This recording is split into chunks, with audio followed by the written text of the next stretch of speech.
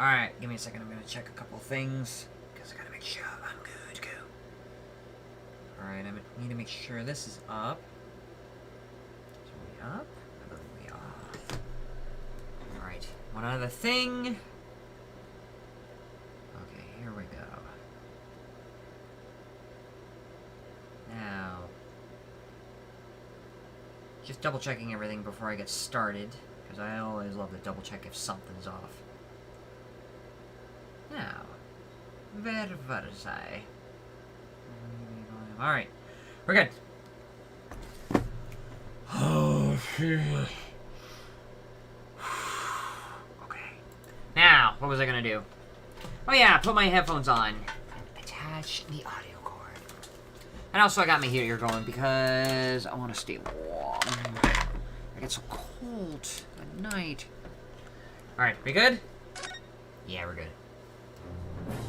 Alright, we are trying to finish off the first half. Because this is going on and on and on. Oh my god. This game is almost really getting me. Okay, so if I'm getting tired of this already. Okay, so if I can remember last time, we continued on where we found out that there was a music box that also belonged to McGilded, and it had something to do with government secrets. Actually, the music disc might have something to do with government secrets because of a newspaper clip. Oh, God. I'm getting worn out by this, but I'm glad to finally finish this up. I gotta finish this game off at some point tonight. I have at least 2 hours to get it done. It would appear that, ladies and gentlemen, the jury have reached an unanimous verdict. Oh, this gets me drunk. Oh, yeah. The defense has consistently failed to unpick this witness's testimony.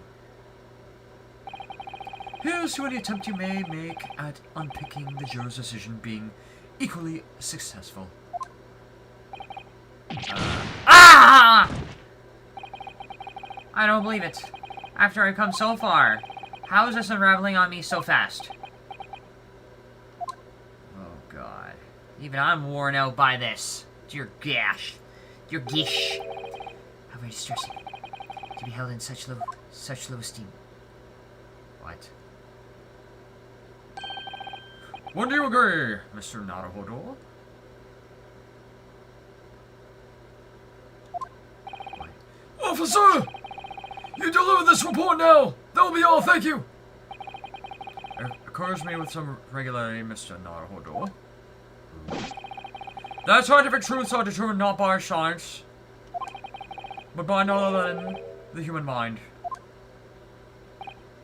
I know that voice.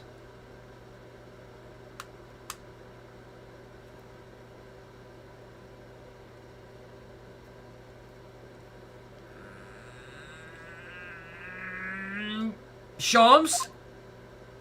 Is that him? Am I going mad? Ah! It is Sholmes. Mr. Sholmes! What does the meaning of this? Mr. Sholmes as the officer. What? Order! What business do you have here, detective? The last I heard, you were recuperating in hospital. As well as I would be, I would have not set upon an errand. What errand? Hurley, it's really you. You're awake at last. Who would come to Naruhodo's help if not Sholmes? Yes, good day, Iris. It appeared to be rather late to rise. My apologies. Now, my lord, if you will humor me. In what manner, sir? I have something of great importance I wish to give the young lord over here. I need no more than 5 minutes. Would you be so kind to spare us the time? What say you to this, Livestream?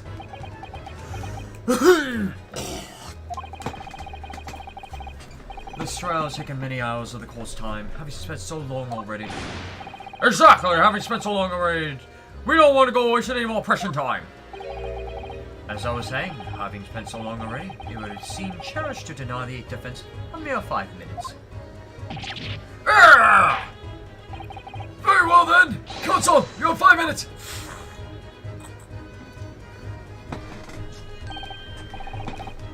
My dear fellow, I apologize for tardy arrival. Mr. Sholmes, are you alright now? Alright, I'm all wrong! Sorry.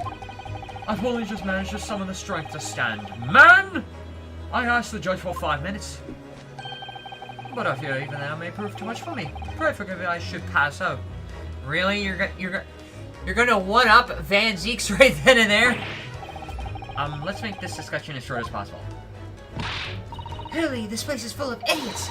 None of them can see how wonderful your chemical blood analysis is. Oh well, that concoction of mine was really just a bit of sport to assist me in my investigation. I never took the trouble to refine it for appraisal by a scientific community, an oversight on my part. Right, modesty. Surely not.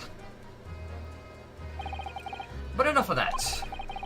I'm here to give you this, my dear fellow. What's that? A lavender furoshiki wrapping? A leaving present from Miss Susato. From Miss Susato? If possible, matters were to be settled without me giving you this. Those were her instructions when she asked me to do this favor. I don't understand. Furoshiki? Miss Susato foresaw today's events, I believe. She knew that the culprit would attempt to escape justice by means of both devious and underhand. And that you, Mr. Naruhodo, fighting fairly as you are wont to do, would find yourself in considerable peril. So this evidence is gonna help somehow? At this very moment of crisis, you were given this small parcel. Those were the dear lady's instructions. I'm leaving present for Susato-san. Whatever could it be?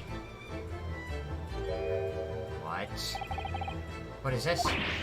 Oh! It's the machine I made. Ah.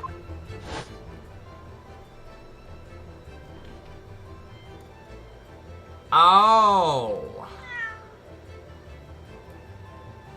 Oh my god. I think I know what this is.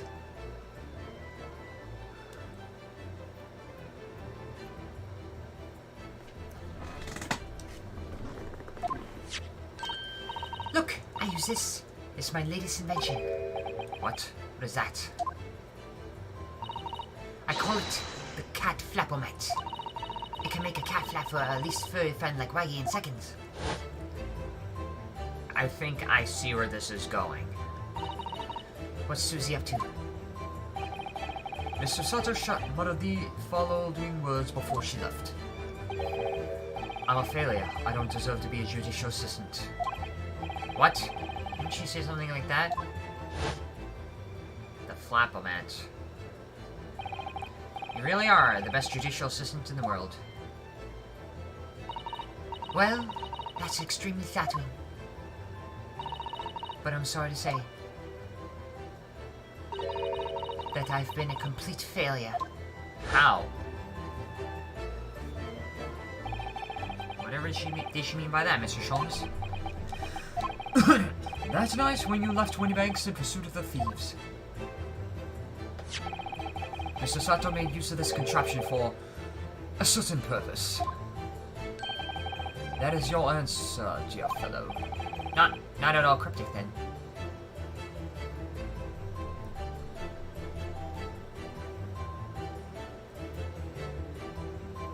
So, in other words, she used this device on that door just when Naruhodo went to go and get Ringo and Nash, or try to.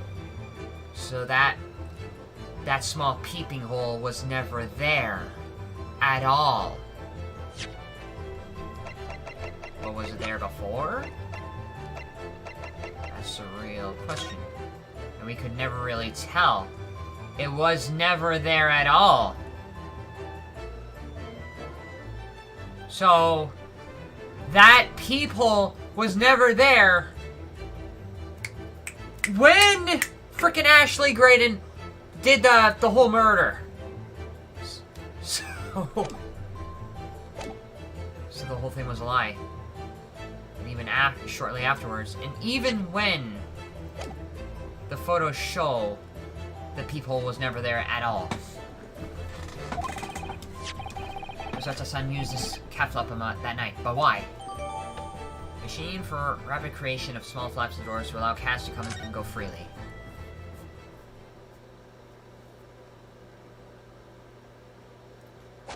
Into the fire!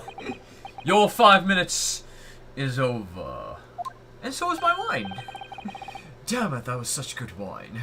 I shouldn't have thrown it out. We're already out of time already? We're out of time already? Dang it, I keep reading that out. I'm grateful to you affording us that brief recess, Mr. Reaper.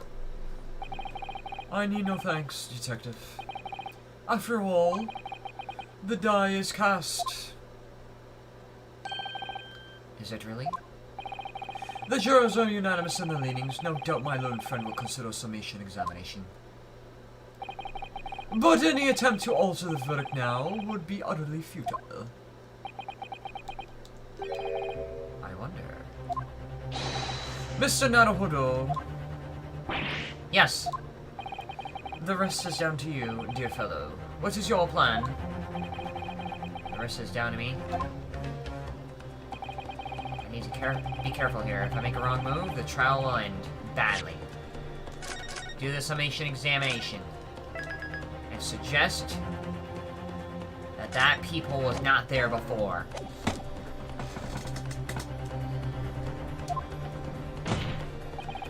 My lord, the defense requests further cross-examination. Further cross-examination. Objection! Oh, they won't let me do. The jurors have spoken. The protocol dictates that you may not cross-examine new witnesses now. Objection! No, we're not cross-examining new witnesses. The defense is not asking for the cross-examination of a new witness. Rather, to continue with the one of the existing witness. What? It would appear that a rather important detail has escaped your attention, Mr. Reaper. My lord. Requesting your lordship's permission to interrupt the cross-examination. Oh. So we can cross-examine. Thank you, officer. Very well. The cross-examination is hereby temporarily suspended. Sir, you have no objection, counsel? No, my lord.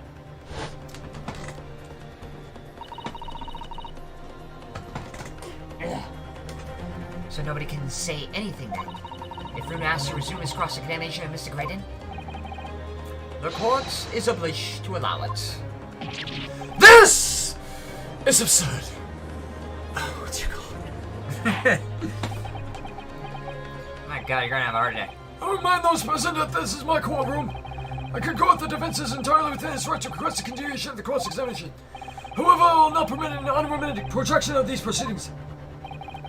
Therefore, I've decided to afford the defense one final opportunity in concluding the cross-examination. Counsel, you may choose but one statement from the witness's testimony, and but one piece of evidence to present in support of your argument against it. A single chance to present evidence. If following that the situation remains unchanged, I shall move to adjudication. Is that clear, counsel? You will not press the witness any further. My lord. Yes, my lord. A single statement and a single piece of evidence. Most generous. One last chance. Well then, Mr. Naruhodo, it's high time I fell in a dead faint. Oh! I leave this in your capable hands. He falls to the floor. Thud. Mr. Sholmes! Do we actually see him on the floor? Why is he facing that way when Sholmes clearly is over there? Oh, man. Does he actually faint a lot in the novels? I wonder. To stand so insufficiently I have no idea how to pronounce that.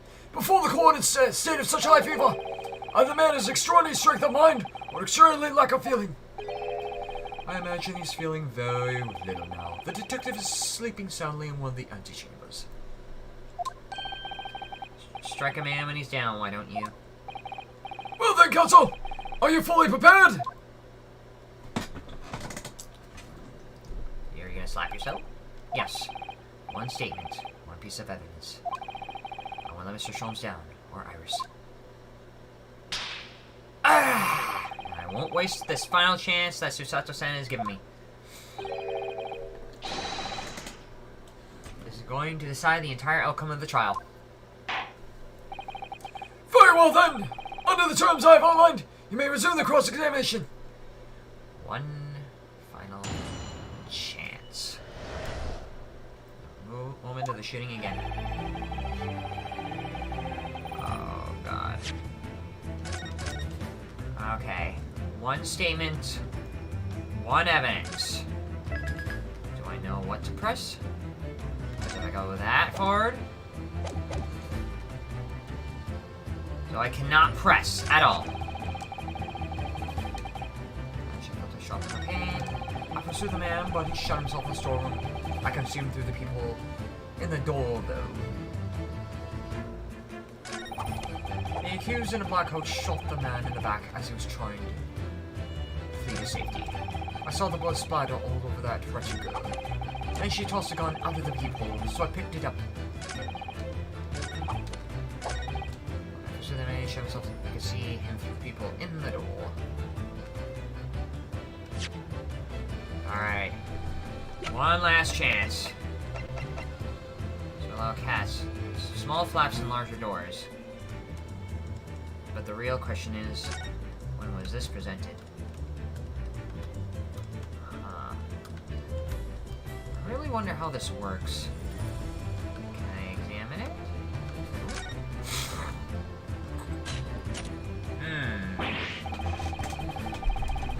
Ooh, those seats look like they can rip through almost anything. They're good, aren't they? They're made of alloy developed just for this job. The cutter rotates 10 times per second, so I can get through any door in no time at all. And what are the two parts at the top here? Ah, those are for attaching hinges to the section of the door that gets cut. Right, of course. Nothing can match this machine for power. It can make mincemeat of even the toughest of doors. It sounds so charming and friendly when you say what it's for, but it feels as the reality of the cat Flapomena is that it's a grim weapon of door destruction. Like a high sword doorbell, there's nothing I won't do for even developing deadly weapons. What if I present this? Is this gonna be a creation of small flaps and doors to allow cats to come and go freely? It's either this or one of the photos. So just out of curiosity's sake, I'll present this, so... Objection! Yes. What on earth is that eccentric contraption? It worked. I knew it would work. Actually, I didn't know. I somehow knew I would have to present this. Because I could have presented the photo, even if I knew something like that, but this would have been used. Oh, it's my cat flap on my lord. It makes way for cats to get in and out of the room. They can cut through any door you can think of, and make a new little door in the middle of it. That's right, my lord. It's a device for creating a so-called cat flaps. Small doors for cats to come and go as they please, without their owners having to open the main door. I'm sure we can all work with that out for ourselves. But that cat lover's contrivance has no possible relevance to this case. Oh, really? Of course it doesn't, to start with. There was no cat flap in the pawnbroker's door. Now, being keeper of cats myself, I'm afraid I fail to see what this has to do with the matter at hand. It does. Perhaps it would help if I described its function in another way then. This contraption is able to create a peephole in any door that you can imagine in practically no time at all. I beg your pardon? People, you say? 2 nights ago, we arrived at the scene only minutes after the murder of Mr. Brandybank had taken place. That's right. According to the paperwork at the yard, it was your Japanese assistant and Holmes. Yes, the 3 of us were together. And it's recently come to my attention that my assistant made use of this device at the time. Your assistant did what? There was a people in the storeroom door. I can attest to that. And because I looked through the people myself in order to see what's inside the locked storeroom. This is ludicrous! What are you trying to say? Of course those are people in the door. I said as much as my testimony. How else could I have witnessed the crime, for pity's sake? Yes. How could you?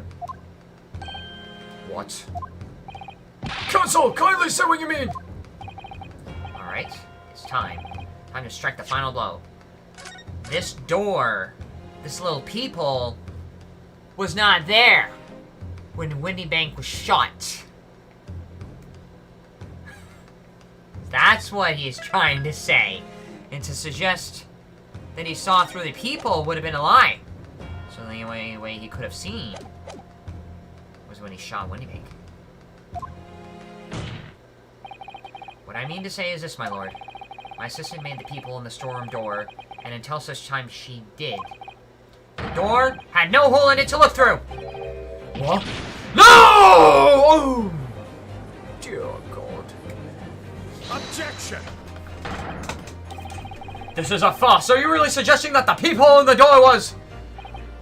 Yes, it was created only after the incident had taken place, by my judicial assistant using this device. Your assistant tampered with the crime scene while being fully aware of the gravity of the action? That is most a serious act of vandalism!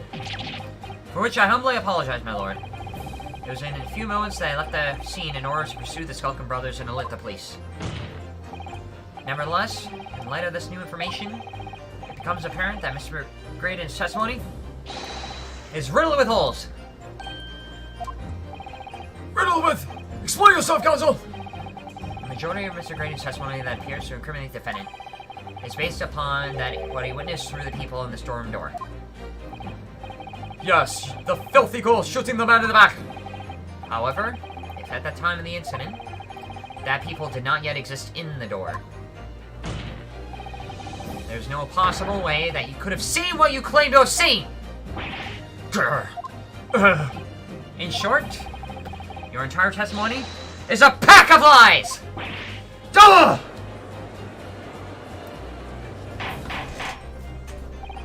Order! Is there any credence to this revelation? Objection! None whatsoever, as my lone friend must surely have realized. Exactly. Is this some cheap trick designed to discredit me? I'm afraid not, sir. Of course it is! You seriously expect people to believe that plaything can cut through any solid wooden door? Oh yes, that is designed to be very powerful. It can cut through even the toughest of doors. That's absurd! I don't believe it for a second! Haha, I had a bad feeling you say that. What? Waggy, cooey, time for dinner.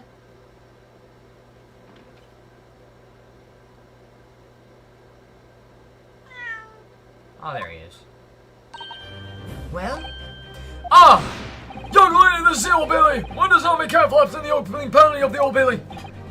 I'm not done yet. Don't worry. This doesn't mean that the people in the storeroom door Winbank was made by your machine. And there's no way you can prove that it was! No, but it's easy. What? The cat flaps my cat format creates off a fixed size, and the dimensions of the people at Winnie makes are an exact match. Oh!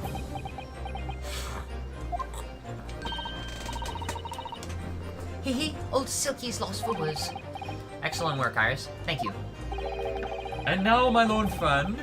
Wait, can I double check everything? Alright. I had to double check the thing. To be out lost at words, I feel. I believe your judicial assistant has already left the country for your Eastern Island home. Well, yes, that's true. Then you may have some difficulty in establishing all the facts. For the sake of argument, let us assume that people has dimensions are a perfect fit for this contraption. In that case, when was the people cut? The prosecution demands proof of your answer. Ah! What is the purpose of line inquiry, Lord Garnetzx? It's very simple, my lord. The defense argues that the people was created after the incident using this device. But now the perpetrator has returned to her native land, she cannot testify to that fact. There is no proof. And as for long as the defense remains unable to prove when the people was made, my learned friend's claim amounts to nothing more than a baseless accusation. Ah, what? It is so, Lord Garnetzx. Well, counsel. Don't give up now, Runo. Present evidence that the peephole was not there. So it all comes down to that. Can it be proven?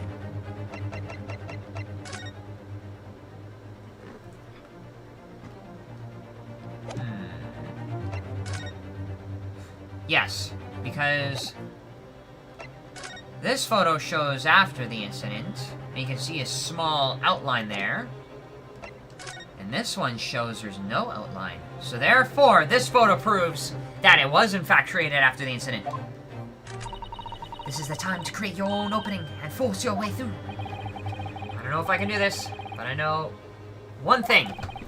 Susato-san is the greatest judicial assistant in the world. Very well, the counsel for the defense will present evidence to support the claim made.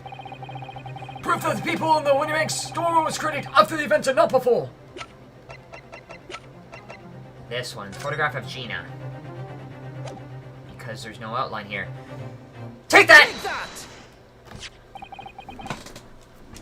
What are you? A print from the detective's infernal cameras again? My usual assistant, Mr. Sato-san Mikotoba, is an extremely intelligent and capable woman. Which is why I never had any cause to doubt that she would have considered this scenario and made sure I had the necessary proof. And the necessary proof is that this photographic print, counsel! He knows. This print shows the scene of the shot moments after the defendant entered the premises. Agreed. And it also shows the accused mercilessly wheeling a gun in the direction of the defenseless broker. But more to the point. It pictures the storm door in the background. Let me see that print again! I don't believe it! This really is quite remarkable. The door of the storeroom is completely devoid of any peoples of any description! Ah! Mr. Graydon, you couldn't possibly have witnessed the crime as you claim to have done. Because at that time it happened, there was no peephole in the door. Ugh. In other words, your testimony is a catalog of lies!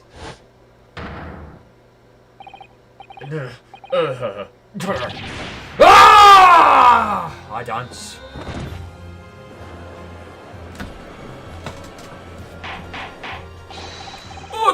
Order!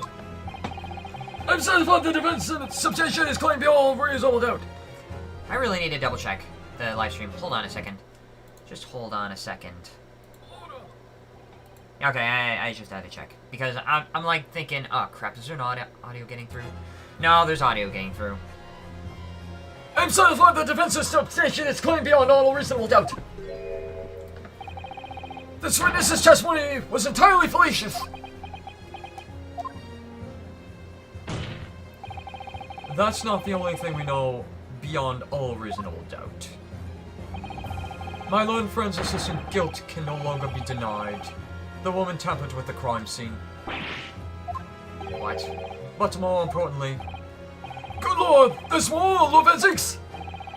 the defense may have established a reprehensible instance of perjury. But that is no proof that this man is the victim's killer. What? You're gonna deny everything? Yes, that's right. What? I was there at the scene. It's true. And I was shown the arm, it's true. But that's all. Yes, in fact, if you look at the circumstances, I am the victim here! Oh, please. No! He's gonna turn around again. I don't believe this. But they're right, as it stands now. I don't have any definitive proof that he is the culprit. Still, he can't whim his way out of this now. You know what they say? There's no point locking the cat's door after the cat has bolted. Isn't that right, Bruno? Turn off your vocoder. What? Vocoder? I don't have a vocoder. What are you talking about? Let me double check. I gotta double check everything. Right, turn off your vocoder. What? I have no idea what you're talking about. Okay. I have no idea what you mean vocoder. If Hurley always... It's as holy... It's as Hurley always says. One lie begets another. No, wait. That might have been a line I wrote from in one of my stories. Well, no matter who said it first, you're right. Mr. Graydon, not only did you give false testimony to the court, but the lies you told makes no sense. Make no sense. What do you mean by such a remark? That you said in your testimony reveals that you know something you shouldn't have known. In other words, that there is a fundamental inconsistency in your statement. What? Objection! This is provocative talk, counsel. Won't you enlighten the court and explain this inconsistency? And once again, I always have to save it. For whatever reason. Oh god, if there was ever a hard mode where you can't even save it, dear god.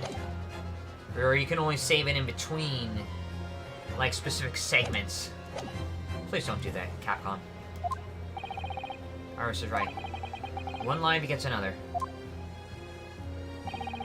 The inconsistency is revealed by the eyewitness's statement. They show that the Graydon had acknowledged something he shouldn't have known anything about. Namely, the people, the bloodstains on the coat. The third gun, the people, the bloodstains on the coat. What if I say bloodstains on the coat? Because that's something he shouldn't have known. He said there were bloodstains on a coat that he saw through the people. Listen, Daft Punk, unplug your mic and unplug it back again. What? What do you mean? I don't hear anything. Let me double check. Listen, Daft Punk, unplug your mic and plug it back again. Alright, let me mute this for a second and check what you're saying.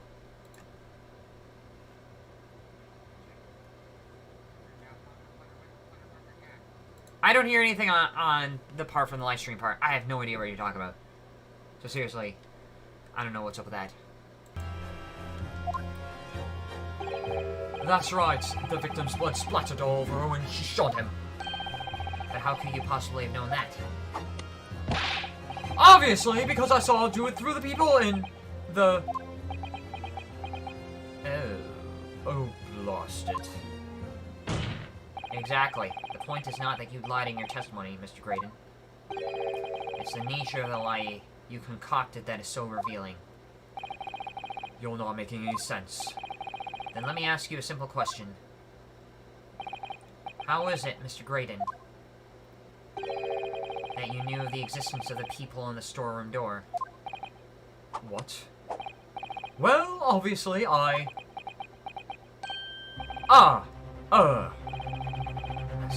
Sakako, your tongue witness! The people on the door was made after the incident occurred. And once I returned to the shop, failing to catch the two burglars, Scotland Yard's investigators arrived immediately. Since that time, the police have been at Winniebanks constantly carrying out their investigation. Isn't that right, Inspector Gregson? Well, yes, of course, I don't know. The place is chock full of pond articles, and my lads have to thoroughly examine them all. So I gave the order to have the officer work around the clock and shift so to get through it all. And consequently, there's no way that you, Mr. Graydon, could have gained access to the shop. Therefore, you should have known nothing about the people in the storeroom door. So the fact that its existence forms the basis of your testimony is completely inexplicable. Objection! And yet the fact remains that Mr. Graydon did maintain that he witnessed the crime take place with the people in the door. How on earth is that possible? Could I have a word, please, Lord Garnetzx? Speak, Inspector. It's just that I really ought to be getting back to the station now to put in my report. He really wants out of there. Now, noob. There's really nothing more I can add to the testimony, so if that's all the same to you, permission denied. Oh. It's not all the same to me, Inspector. Not at all. You will remain exactly where you are until this trial concludes. Interesting. Why does he want to leave? Well, of course, sir. Why does he want to leave early? Mr. Graydon? Why does Gregson want to leave early? Wait, you shouldn't have known about the existence of that people. Which can only mean that you must have been informed about it by somebody else. Objection! And I think I know who. Stop there, my learned friend. You realize I trust that the words you just uttered have extremely serious implications. Yes, but the defense believes that the details about the case that Mr. Graydon claims to have seen must have been revealed to him by a certain person before his testimony. And in fact, considering a particular clue we have, there's really only one person that could be. Who is the person in question, counsel? Who gave the witness details of the crime scene that facilitated his false testimony? Gregson. Because these two were talking earlier to each other. Take that! Take that! The truth is, it can only have been you, Inspector Gregson. Me? Objection! You had better some proof to substantiate some rash claim, my lone friend. Consider the fact that we have only been aware of Mr. Ashley Graydon's identity for the last few hours. We learned of it from during the course of this trial today. Indeed! Preparations for his testimony were made with great urgency during the hour-long recess, while the police executed the subpoena and brought the man here from the communication station. And until that time, Mr. Graydon would have had no idea. No inkling would he would silently be required to appear in court. Are you suggesting that until such time he was on Yes, my lord. Until then, it's reason to assume he knew nothing of the people. It was only once Mr. Graydon was in the stand that he realized his position, that he would have to defend himself against the accusation that he was a third intruder. You're suggesting to the court that it was while this trial was in progress that he received the information? So he could commit perjury in order to save his skin? Exactly. The only person with knowledge of the investigation that he had any contact with is you, Inspector Gregson. This is a blooming outrage, I say. Bloody hell. Why would I be giving away details of your investigation of this fella, eh? I was summoned to the lordship chamber during the recess in any case. Have you forgotten that? Quite true. I had a number of questions regarding the events that transpired at the pawnbrokery. Which means the first time these two laid eyes on one another was after the proceedings resumed, following the recess. Since then, they've been in full view in the stand, where such illicit discussions couldn't possibly have occurred. What? Ah! Oh, I just remembered something, Reno. What is it, Iris? There was one time before, wasn't there? I think it was when Ginny was testifying. Oh yes, now you mention it. When the bailiff was dispatched to retrieve McGillis' music box from the scene of the crime. So they were talking about the music box? That's it! It was during that testimony. I remember finding it strange at the time. Mr. Graydon and the inspector seemed to be having some kind of secret discussion. Came out a noob. Oh god, you're calling each other noobs. It would have been possible for you to give Mr. Graydon the information he needed then. You little turd! You're making this all up! I'm a respectable Scotland Yard inspector, for crying out loud. Why would I do something like that? Why would I be giving away confidential details to the likes of this bloke? Admittedly, you wouldn't have had any reason to do something like that for no gain. But perhaps it was part of a deal of some kind, and it starts to make more sense. What deal, counsel? I wonder if perhaps, in exchange for details about the people of the crime scene, Mr. Graydon agreed to give a certain something to the inspector.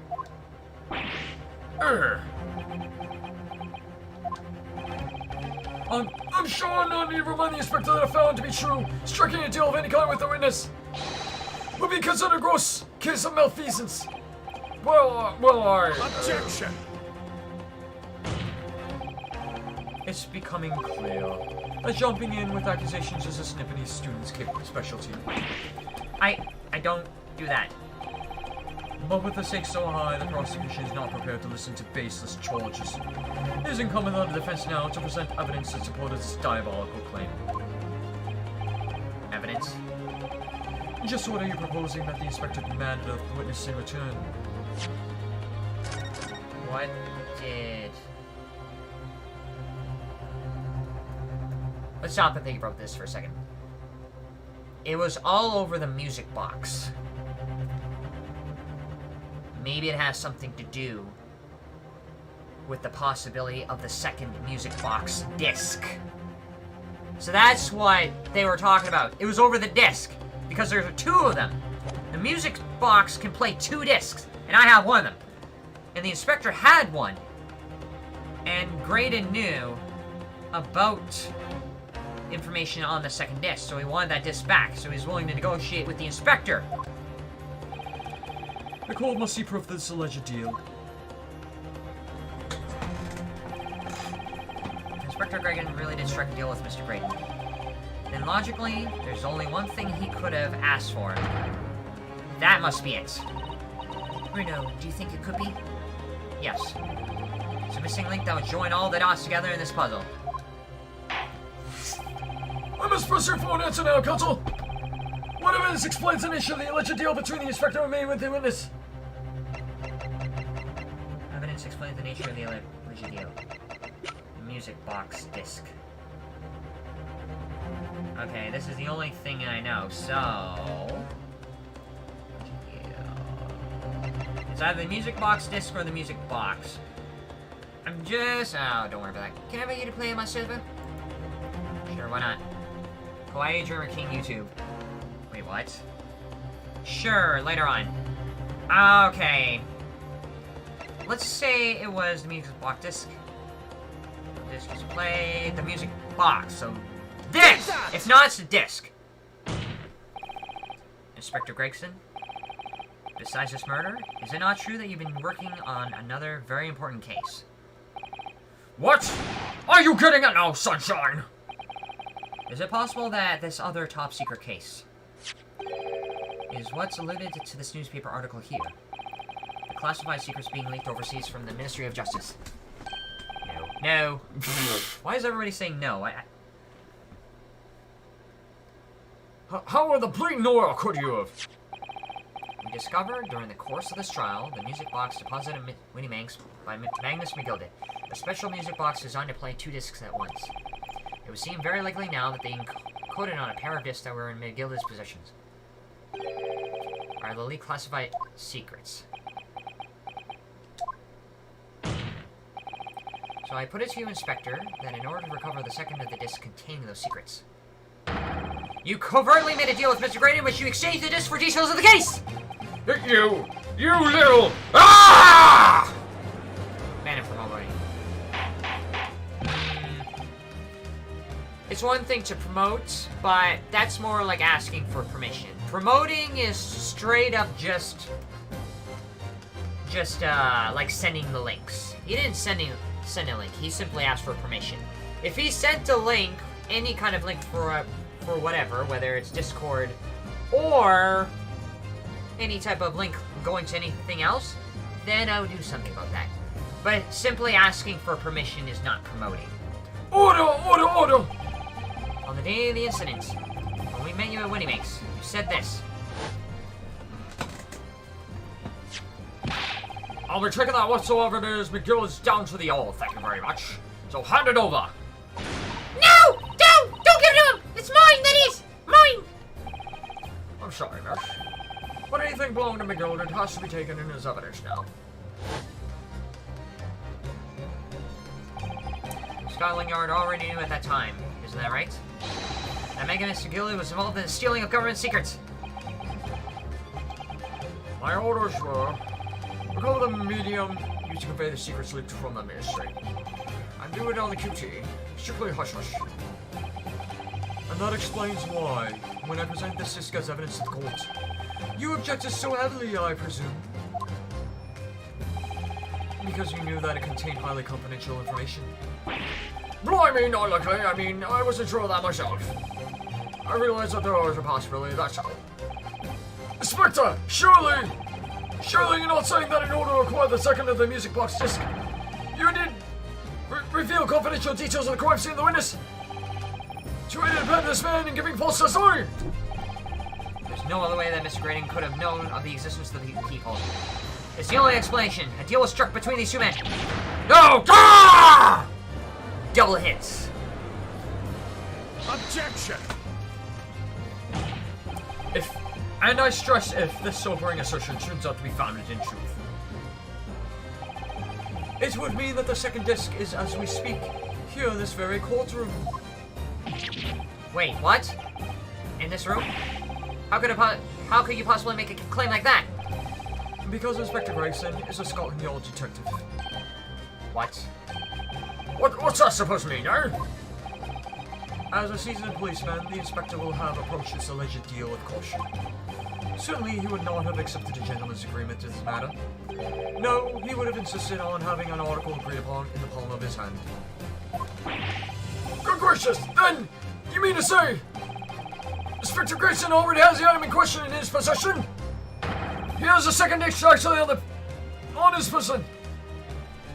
But why is Gregson not... What the... Yes! The defense demands that the inspector is searched at once. Definitely. They could only have struck a deal with each other when Jenny was testifying before. And Greggsy hasn't moved from the witness stand since. My lord, please. Order an examination of his personal effects immediately. Well, Inspector.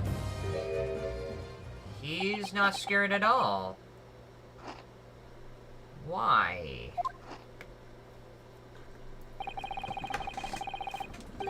Showing allowance to tone down his imagination, he insulted me with my profession quite enough. What? Why is he not scared? However, if I'll put this matter to bed and dispel any doubts about my involvement, then I'll happily submit to a body search.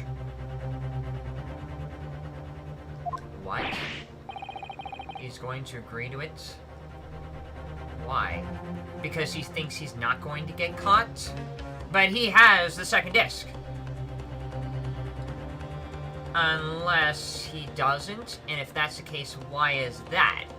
Yeah, please stop. What kind of why are you drinking? I don't know. I presume you're aware of the precipice on which now, Tita, my loon student friend. You've made a most serious allegation against Scotland Yard here. If following the search of the inspector, personal effects, no disc is found, you'll be deemed unfit for court service. This trial will end. And my country's government will form a demand of yours that you are severely reprimanded. That sounds serious. Indeed, it is a visiting student makes such defamatory remarks about the country most senior police force.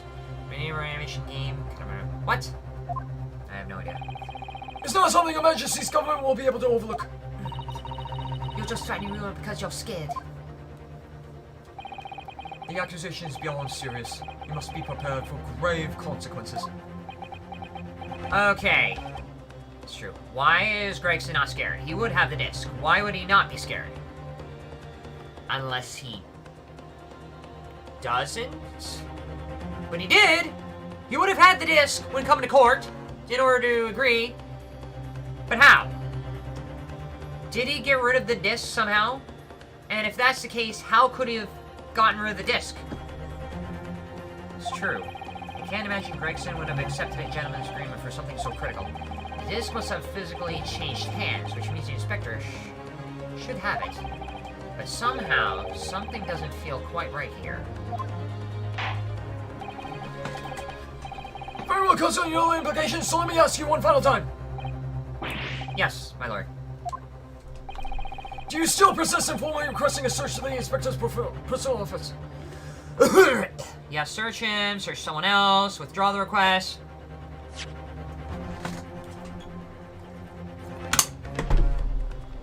Ah.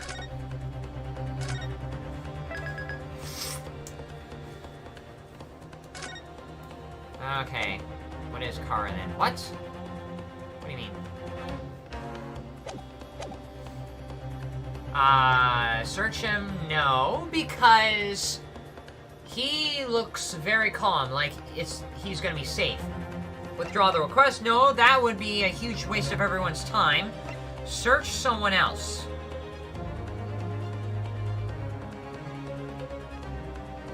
Search someone else. Yes, the defense formally demands the search be conducted.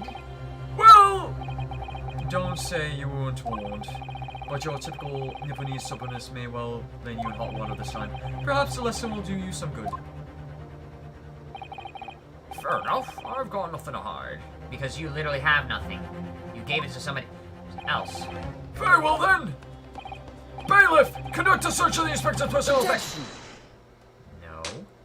F Milktoast slap. Defense demands a search, but not of the Inspector Gregson. What? Now what's all this? I'm the one you're accusing, aren't I? I thought you wanted to search me. We are accusing you. But we're not searching you. No, Inspector, not you. Somebody else. What's the meaning of all this, eh? Last day and last, have you, sunshine? The court shouldn't have put up with this nonsense. You're being completely irrational. Be quiet, Tom. Is it Iris? Who knows doing what you all told him to do and have the courage of his confessions. So you should respect and listen to what he has to say in good faith. Because that's the British way. Really? Who cares? Who did it? I think I have one small idea. Well said, young lady. Indeed, this court is in all of the defense counsel's conviction and eagerly awaits his next words. You what? No, don't be hasty, my lord. If I'm not mistaken about the things I've seen in court today, I'm fairly sure that I know who has that disc at the moment. There's only one person it can be. Counsel, of whom do you request a search now? And I know exactly who it is and why.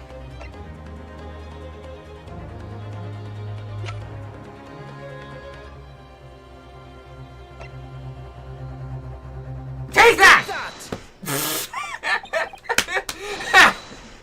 Of my lord, Mr. Nash Skulkin. Well, I never... Blimey! Me? Him! Why him? Why?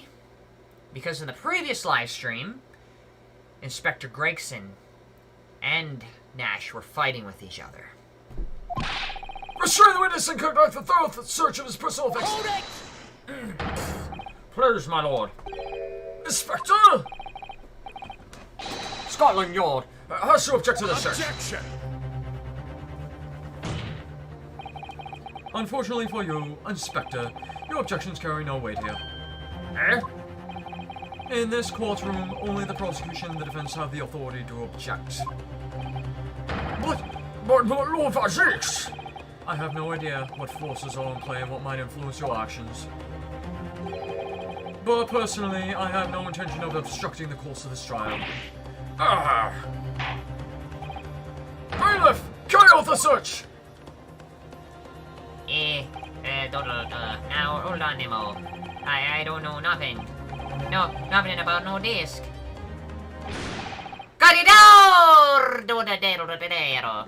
Yeah, I gave him a Luigi voice. Ah! Here, my lord, in the witness's pocket. I found this! Good lord, that's... Another music box disc. I don't know nothing about it. Nothing. Because those two were fighting in a previous live stream.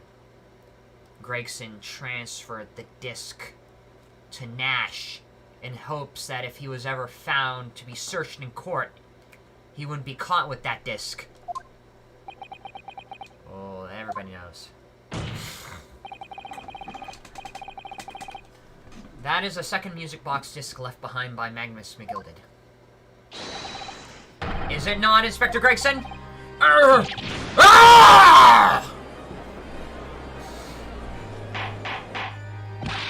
Order!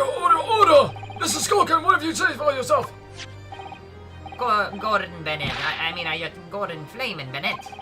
I swear I didn't know nothing about that disc. Honest to God.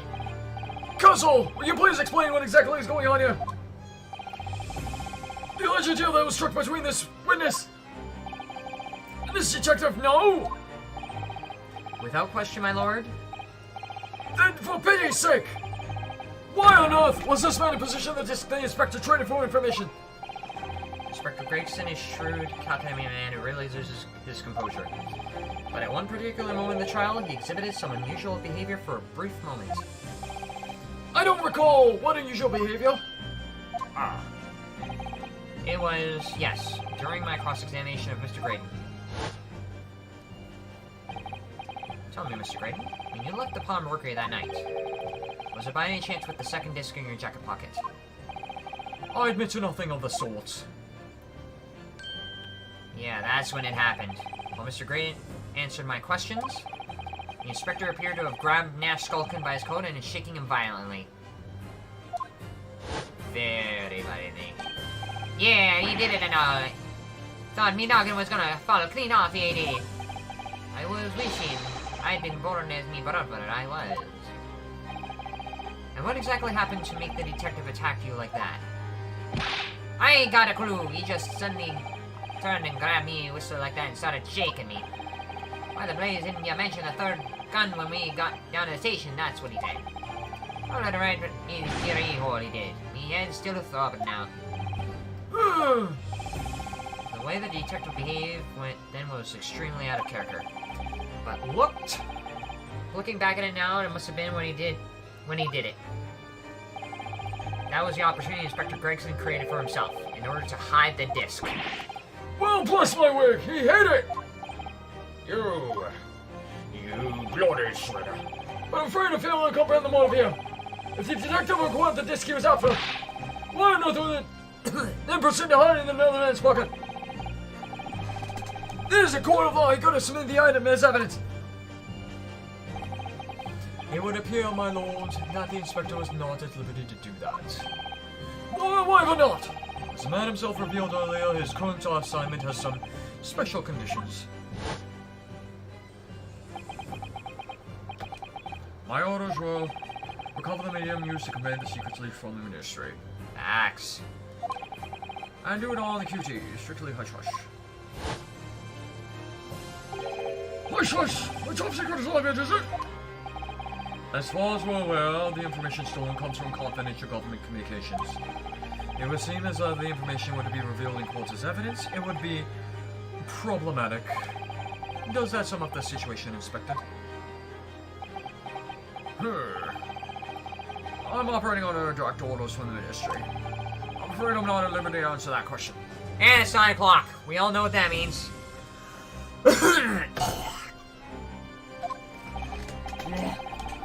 So, realizing there's a chance that you may be searched here in court, you took steps to hide the disc you had acquired from the witness. Oh, does this mean? He only pretended to attack Mr. Skulkin in order to get close enough to him. To slip the second disc into his pocket. So it was all a pretense!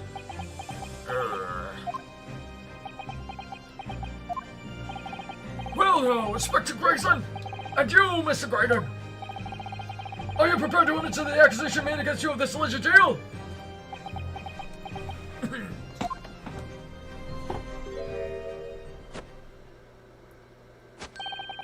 Admit to it? Yours truly, please. Mr. Graydon? Clearly Clearly our Eastern visitor's uncommonly active imagination. However, there's no proof that I passed that disc to the inspector. Objection! But then, how do you explain the reason why you knew about the peephole? I am under no obligation to explain. What? Yes, I lied in my testimony. That I admit. So sentence me accordingly. But that is all I admit. Murder, leaking government secrets, striking a deal with the detective. All of it is young Eastern man's fancy. I have no idea what any of that is about. You. What?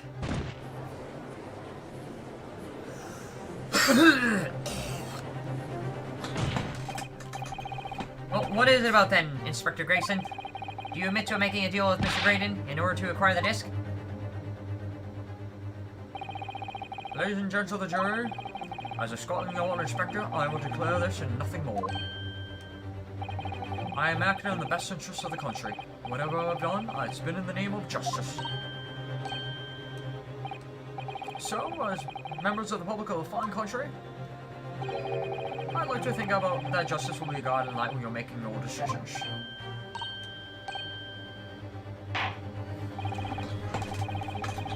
Well, this is quite a quandary indeed. Rarely have I encountered such extraordinary tortuousness in the concluding of a trial.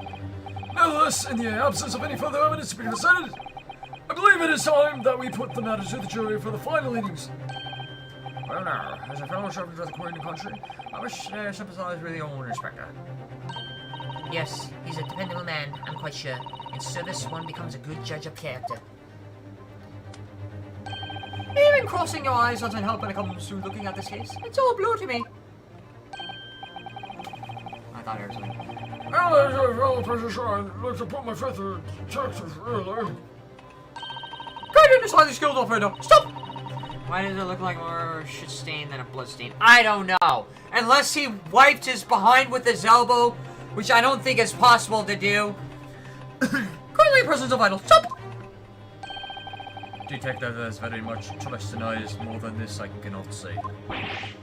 I don't believe it. These 6 jurors are. They're going to believe Gregson if they declare the decision now. Is Ginny going to be found guilty? If I don't manage to produce some definitive evidence right now, then we're going to lose. Either some proof that Greg killed Winnie Bank or stole those government secrets. Or some evidence to force Gregson into admitting that he struck a deal with the witness.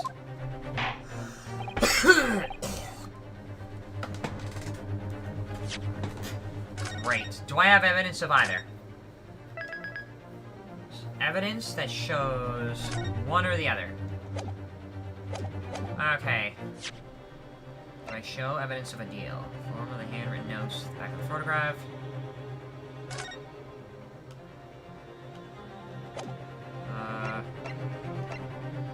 Bring the Scotland Yard against us.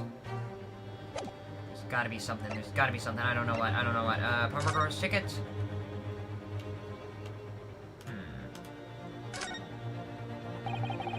Apply that stain like you suspected. Could have been wearing gloves. There's gotta be something I'm overlooking, but what? Receive the above mentioned article. Okay, there's gotta be something about what? Today's paper, autopsy report.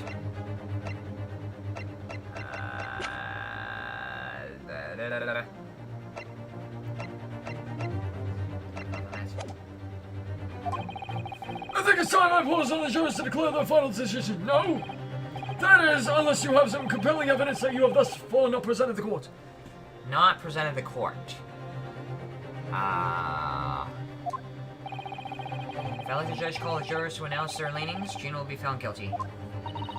So there's no choice then, Reno. You have to throw some evidence at them. This is it now. It all comes down to this. Who to present evidence against, Gregson or Graydon?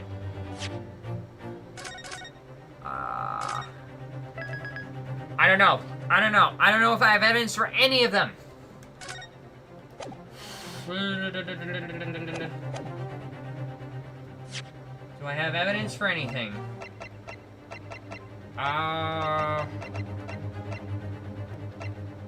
Representation papers. Paperwork signed by Gina is but are showing this scholar. No. Mr. Mason. The Gilded case notes. Abdomen. Conviction was assured the jury had witnessed testimony. Surprise for but this testimony resulted in acquittal due to insufficient evidence. There's gotta be something, but what? I don't know what. Something that proves either or. Autopsy report, instant death.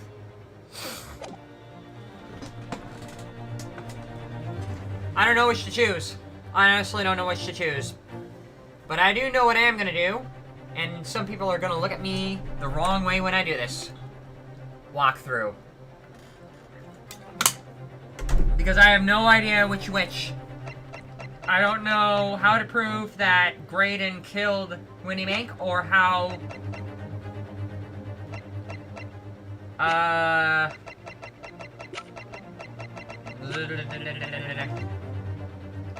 or how Gregson would have struck a deal.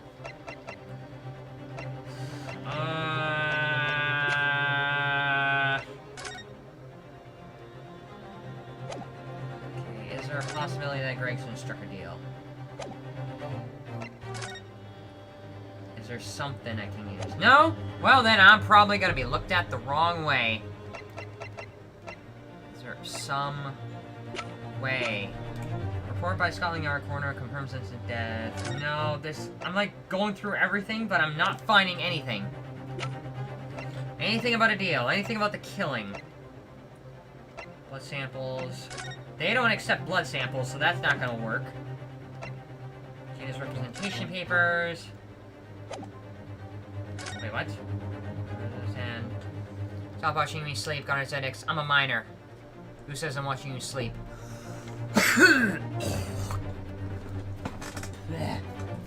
Really? You identify yourself as a minor to everybody? Alright, that's it. I'm gonna be looked at the wrong way. I'm gonna do this. Alright. Where is it at? How is it at? The final part. What is last part? Evidence. I already looked at the music box. Nash. Answers. As much as I hated Inspector Gregson here, and then select the music box. Oh, I think I know why. Because those were the only types. The music box. So it was Gregson and the music box. Why? Because the music box was the only thing that was moved during the investigation. Inspector Grayson. Inspector Grayson, there's one final piece of evidence I would like you to see. What is that then? If you refuse to acknowledge that you did in fact strike a deal with the witness here today, then you leave us with no choice but to examine the piece of evidence thoroughly. I have proof because you joined the sleep call with my camera on. Yeah, your camera was on, but you didn't show your face. You were just in a call that said sleeping voice chat. All you did was show a video of a TikTok meme or whatever it was. You didn't actually show yourself on camera. Well, go on. This is my last chance. Looks like I'm going to have to force his hand here. One final piece of evidence to get this detective to admit to the deal is clearly struck with Graydon. Here! Take that! Is that Miss McGill's peculiar music box, Council? Yes, with the disc already in place, ready to play. I think perhaps now would be a good time to listen to the sound produced by the music box again. Only this time, with the second disc we've just discovered, set in place as well. Goodness, is this, Council? No, I can't let you do that! Why not? Because it's got nothing to do with this case. That's why. You want me to show you my face? Shortly afterwards. If you want to. You don't have to if you don't want to. I'm not asking you to do anything. Not true, Inspector. The defense has already proposed that the sounds heard by the court earlier from this music box were part of a Morse code message. We know that the Morse code comprises of two distinct tones.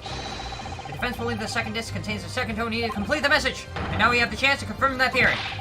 We're crying out loud, Sunshine. We're talking about state secrets here. If you go letting that whole courtroom hear confidential information like that, it's treason! Then you admit the charge. And in order to protect the state secrets, you engaged in unlawful dealings with the witness. You're mad! If you let that secret information out to the public domain, you'll be making an enemy of the entire British government, you idiot! Let's not forget, Inspector, that you, a Scotland Yard officer, leak confidential cases to this witness. That you continue to lie to the court, and all because, by fair means or foul, you're determined to do your duty. Well, by fair means or foul, I'm prepared to do mine. Don't you dare! I will stop at nothing to protect my client. I don't care who I make an enemy of.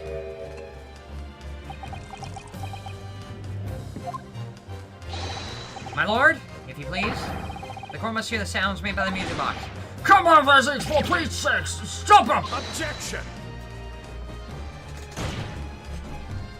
I put my boot up.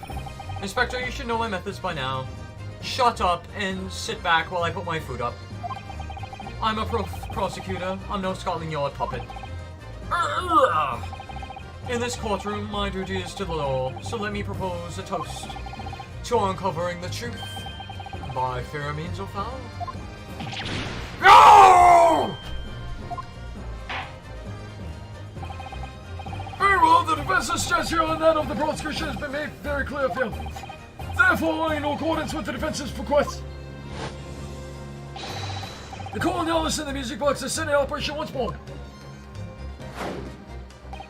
This time with the second disc in place, and both displayed simultaneously.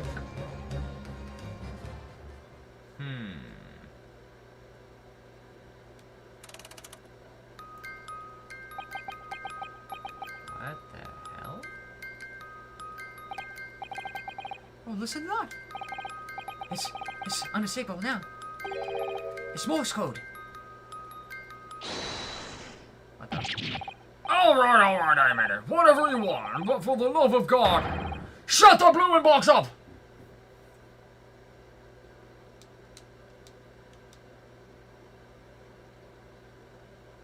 He is so unsettled by the two distinct music box Morse code. Let me ask you this again, Inspector Gregson. Did you, or did you not, strike a deal with the witness next to you in the stand, Mr. Ashley Graydon? Specifically, did you furnish this witness with confidential case details in exchange for this music box? Did you reveal the existence of the people in the pawnbroker's storeroom duel, Inspector? I did. Stop! What are you doing, man? It's all exactly as your youngest lawyer said. When the trial resumed after recess, and we all stood here on the stand together, that's when he approached me with the deal. Shut up, you imbecile! Shut up! Psst, you're the fine detective who turned up at the pawnbroker that day, aren't you? I may have something you're looking for, Inspector. With me at this very moment. Okay, I'll do it in a minute. Now how about a trade? I suggest you accept. All information makes certain individuals uncomfortable will soon become very public indeed. I couldn't let that information become public knowledge. Not under any circumstances. So I accepted the man's proposal and told him details about the case that should have put him in the clear. The people in the storeroom door and the blood stains on the overcoat. By giving false testimony, this witness intended to have the defendant wrongly accused of murder.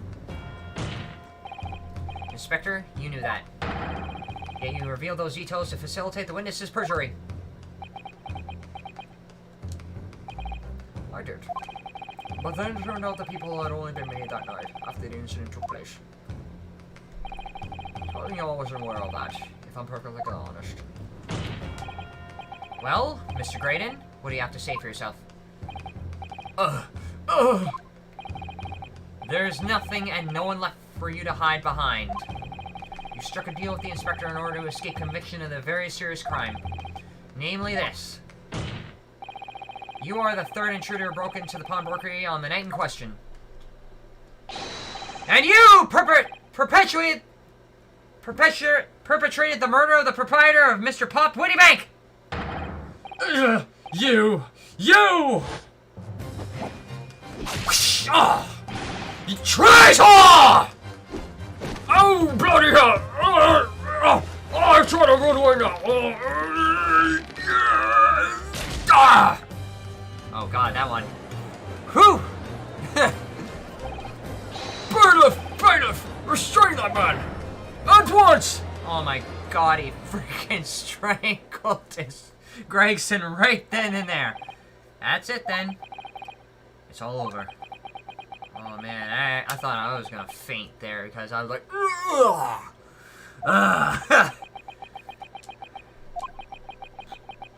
Oh man, that was a climax right then and there.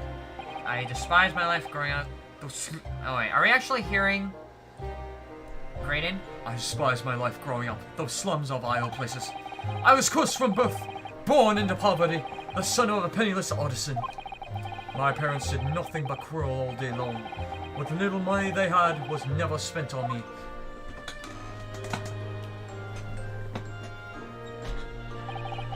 So I set about studying to better myself, to one day escape from that hellhole. And you eventually became a communications officer. I admire your determination. But then you decided to try to sell government secrets. Why?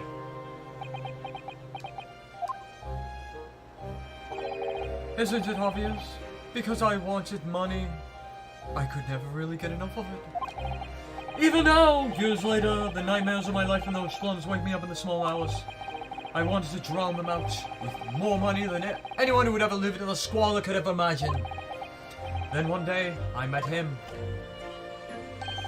Mr. Magnus McGilded. You're a fiend with a queer talent, so you are. I've money to throw your way if you're interested. But all you need to do is go along with me little plan now. Here.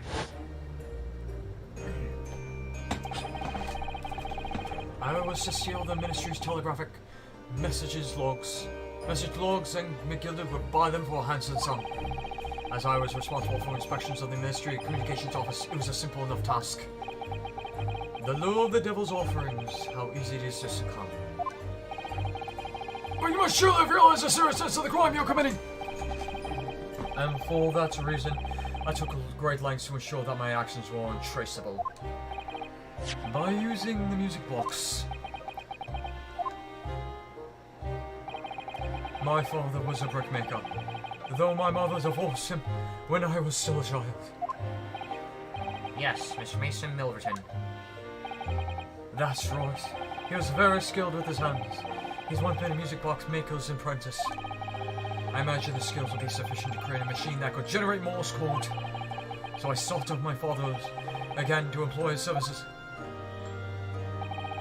It was the first I'd ever seen him since I left the slums 10 years earlier. Oh my god.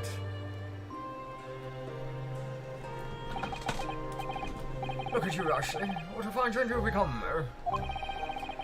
He was a different man to the one in my memory, a thin, frail old man. But poverty had never broken him, never corrupted him like it had me. I was sure that it wouldn't help me if I had told him the reason. So I made up a story. I've got some work for you, Father. I need some music box discs made. Music boxes, eh? Musician friend of mine was written some music. He wants to sell. Musician friend of mine has written some music box. He wants to sell the public. I brought the scores with me.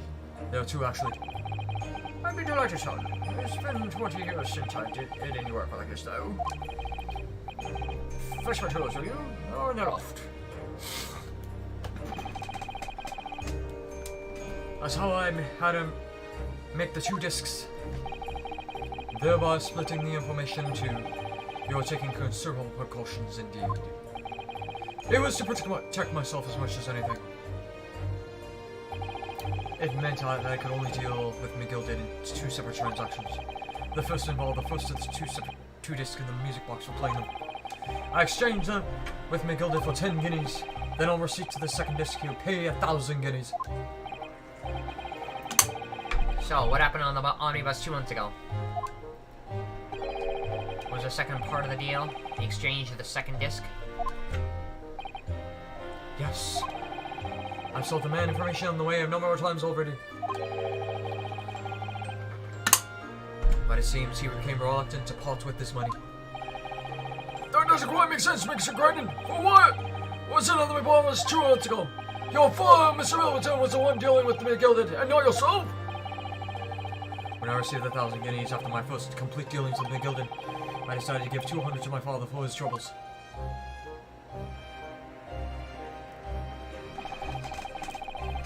But my father realized something was amiss. In time, he worked out that I must be involved in something dubious, and when he did, he said to me, Next time there's an exchange, you'll let your man do it, understand? Otherwise, I won't take your money anymore.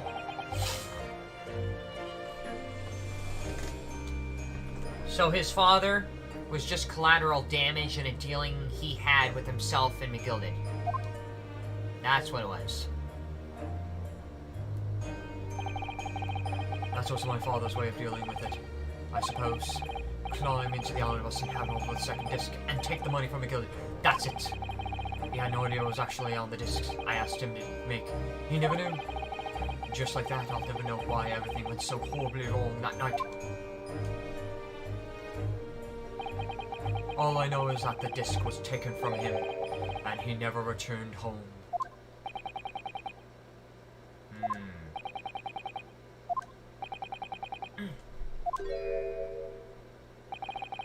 It was only then I found out what sort of monster McGilded really was.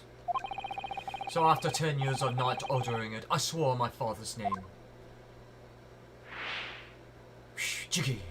Yes. To exact revenge. Revenge? As anyone with even the rumors this kind of man would no doubt be able to imagine, McGilded brought all his wealth and influence to bear in the most despicable of ways. To crush any semblance of justice in his trial. The crime scene was tampered with, evidence was fixed, and witnesses were bribed. That trial 2 months ago was a farce from start to finish.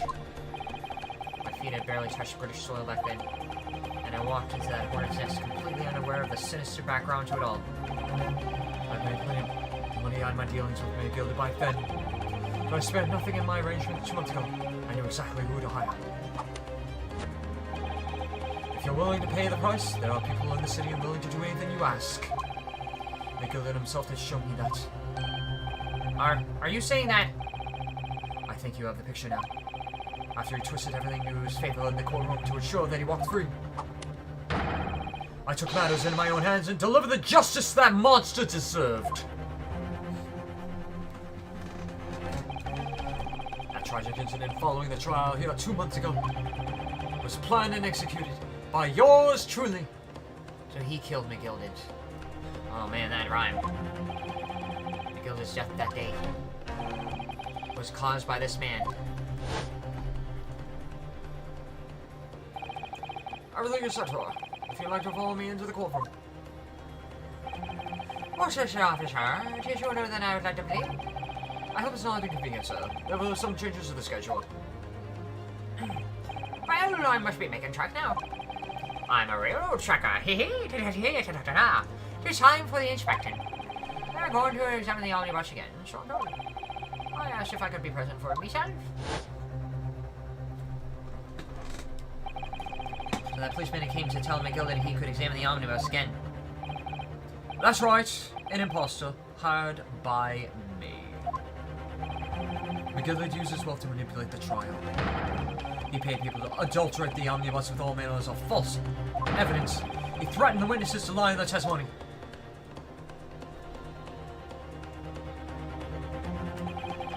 So I gave the man a taste of his own medicine. Once the omnibus was doused in paraffin, one of my sham policemen ushered McGilded inside and sent him on a one-way journey to hell!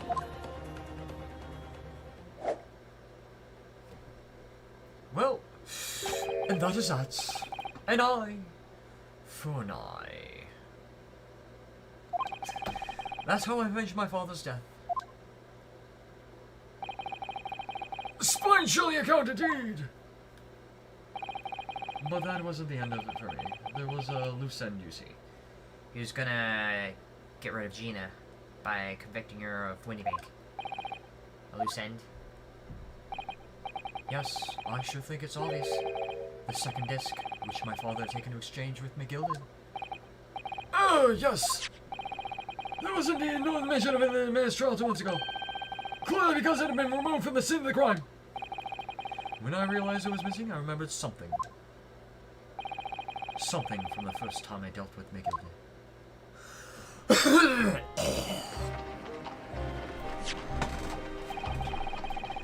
This is the first of the 2 discs, and the music box you need to play them. Oh, look at that now. What an ingenious little invention. So, So then, as promised to get E3, young man. what's this? Winniebank's Pawnbrokery? Just one worker ticket, so just you can use it to redeem your article and deposit it there for you. There's no need to give it a name, just hand over the ticket and tell the fiend the West Road. I put a jewel in pound for you, I'll fetch you 10 guineas if you sell it for it. I've never heard of a pawnbrokery been used in quite the way before. Have you not, Mr. Gordon? London pawnbrokeries are full of useless places, you know which one is like an extremely secure vault.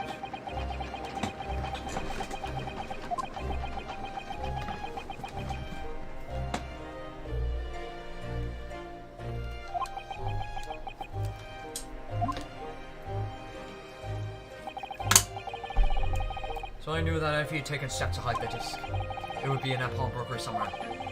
And then on the night he'd kill my father, he must have trusted the ticket to someone. Yes, to Ginny. I remember now that when we first met you at Winniebank's that afternoon 2 days ago. You had a description of Miss Lestrade written down. How do you know who you're looking for? From the trial, that pickpockett's testimony was clearly peculiar. Anyone could see that. I realized to me that she was another of McGilda's pawns, that he must have threatened her somehow. I was fairly convinced it would be her who had the ticket. So I started making inquiries. I had a strong suspicion the girl would come out of the woodwork on the redemption deadline. And he was absolutely right. And yes, sure enough, she did. All I needed to do was to wait until the girl went to the Winniebanks to redeem the articles. But unfortunately, she redeemed only McGilda's overcoat and 1 disc that was in his pocket. An all-important music box with the second disc inside was missing.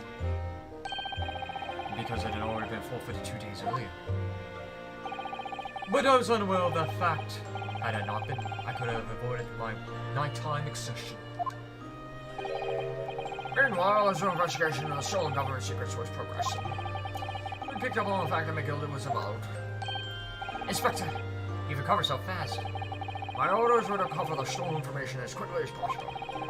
So we started gathering the fellow's possessions and examining whatever we could lay our hands on. We had a full-scale investigation going on in the yard. We had to keep it as quiet as we could.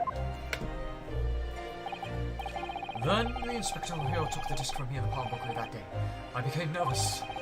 I was sure the music box and the second disc were there in the shop somewhere. So I knew it was from race against time. I had to find those articles before the police did. So that's what prompted you to break into the place that same night. With the help of your old friends, the Skulkin brothers. What happened that night in the pawnbrokery, I can only describe as a nightmare. While Nash and Ringo was searching the counter, I located the music box I sold to McGilda on the shelves of forfeited articles. And the second disc was inside.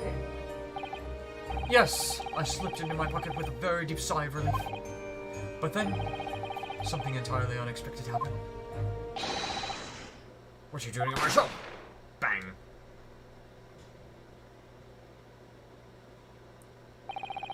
A gunshot rang out of the shop, and I felt a sharp ping in my left arm. The broker fired his gun, and the bullet pierced our limb. Yes, exactly.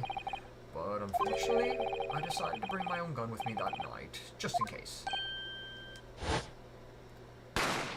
Bang.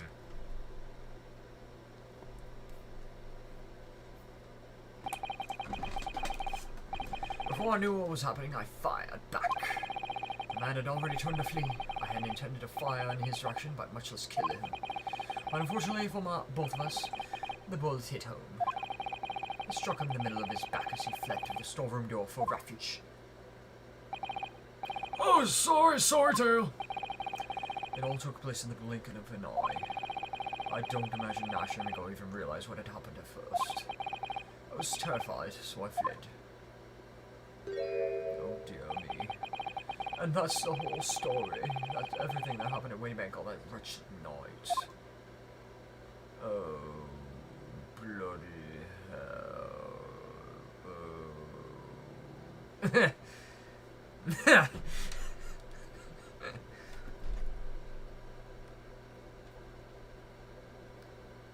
Finally, he confessed everything, and all the jurors were going to believe him. Everybody was going to believe him. Simply because he smiled real hard. Earlier, you called McGilded a monster. A man who uses wealth and influence to distort the facts and escape justice for the crime of murder. What tragic irony. For what you have done is exactly the same.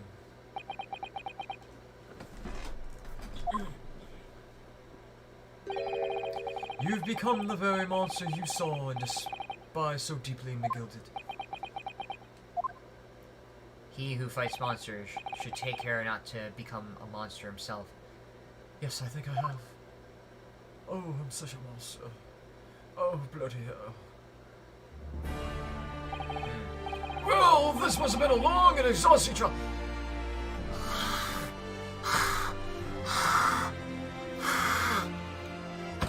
Yes. However, it would seem that at least we have arrived at the truth. Inspector Grayson, what of us actually graded? He's been restrained, my lord, and been escorted to the yard. He'll be charged with the murder of Mr. Winnebank and the stealing of government secrets. Very good. And you, Inspector? Regrettably, you will have to face charges yourself.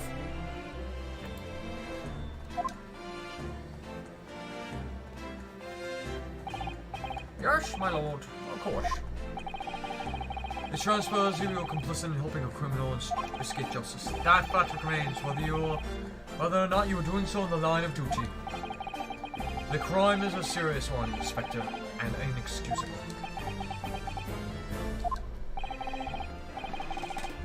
Now to the defendant, Miss Sheila Lestrade. Eh? What? Yeah?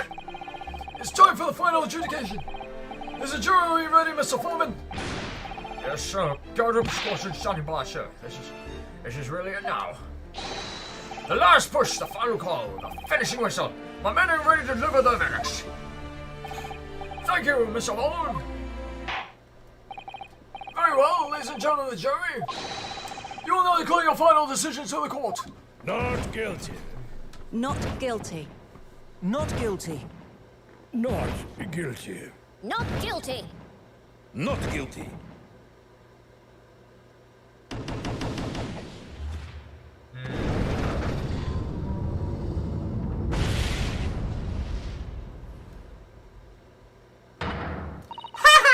That's the stuff. I'm off the hook. Finally, Bruno, you finally managed to do it. Despite everything, against all odds. And yes, I used to walk through once, but what the hell? Finally is the word. I really wasn't sure if we'd come out on top of a while here. Susie was right. You're the best lawyer in the world. Miss Lestrade, I am not finished with you yet. Eh? What are you looking at me like that for? Before you start enjoying film, there are certainly other crimes to consider. Eh? 2 months ago, in my courtroom no less, you gave false testimony, did you not? And in relation to the trial today, not only did you unlawfully enter Winnebank's property, you also attended a song with Miss McGill's property estate. Eh? I didn't have done nothing to sort. Of course not. It's not like you were gleefully wearing McGill's coat on your cellar yesterday or anything. Aw, and just when I was getting excited about throwing a party for Ginny this evening. And turning your attention to the defense. Determining that when played together, the music box containing the messaging Morse code was, well, it was certainly a most unexpected revelation. Counsel? Quite so, my lord. The prosecution was caught entirely off guard. In fact, I think we should applaud my lone friend's courage here today. I propose a toast to demanding the government secrets disseminated before the entire courtroom. Very sorry about that. It was the only way that I could get Inspector Gregson to admit to what he's done, so... If I may say something on that point. Isn't that... It's, about the sounds produced on the music box before. I do wonder if that really was Morse code at all. Was it not? What are you saying, madame? Oh, well, it's just that I'm really rather fanatical when it comes to Morse code, you see. There's so much of the whole world that seems to be called an endorsed and attached to me. In fact... Goodness, madam! An unhealthy level of obsession one feels. But I must say that, in my opinion, the sounds produced by those two discs were nothing more than a merely serious two different tones. What? What? Can that really be? It was a Morse code after all? Then what was it? My lord, defense would like to listen to the music box again. Are you not? How many times do I have to tell you? Those discs contain ministerial secrets, sunshine. This courtroom is not an appropriate forum to discuss the nature of the government communications. We know McGildy conspired to trade national secrets with our enemies, secrets acquired from Mr. Graydon. Now that man has been admitted to his crimes, we have no need to pursue the matter further. But it's really going to bother me. Great. Miss Lestrade! Yeah, me lord.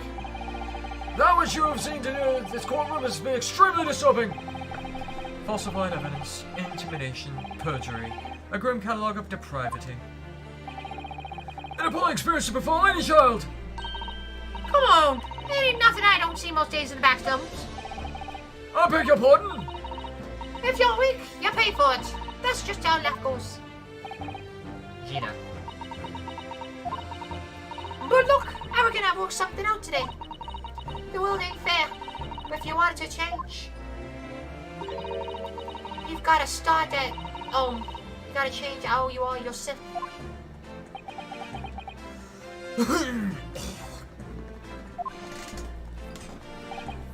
Well, that's a very laudable lesson, I would say.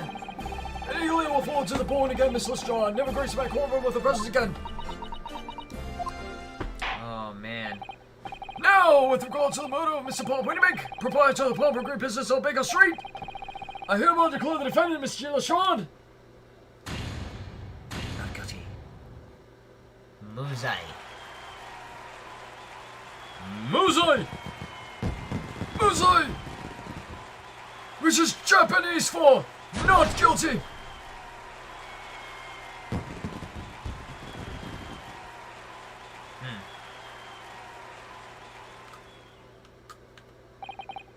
That is all. Court is adjourned.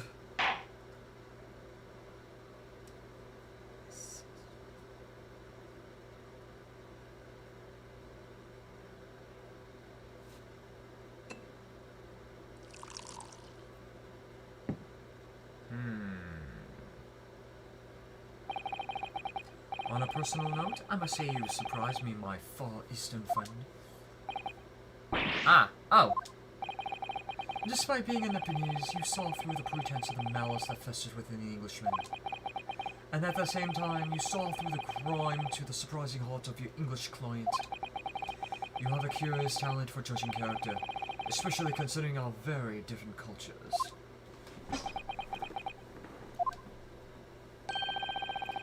I don't think there's anything curious about it.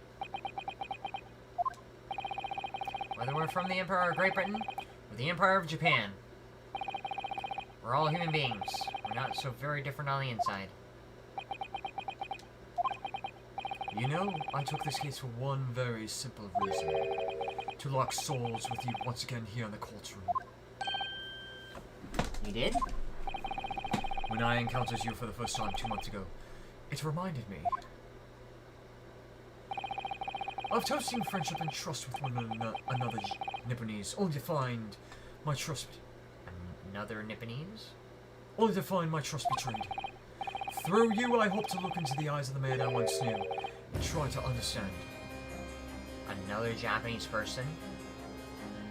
I know he's saying Nipponese, but nowadays it's Japanese. Another Japanese. Who could he be referring to? I mentioned something similar earlier today about total betrayal at the hands of the Japanese. What happened exactly? Well, you may ask. And one day, when the time comes, you will learn the answer, whether you like it or not. Alright, and I'll wait for that day if I must. What are you gonna do, into the fire? Coming to be known as the Reaper of the Bailey and my retirement from service 5 years ago. It gives me cause to wonder if our meeting has some deeper purpose. No, not into the fire. Into the hand. One may. So farewell, my Lord Nibby's fellow. Until we meet again.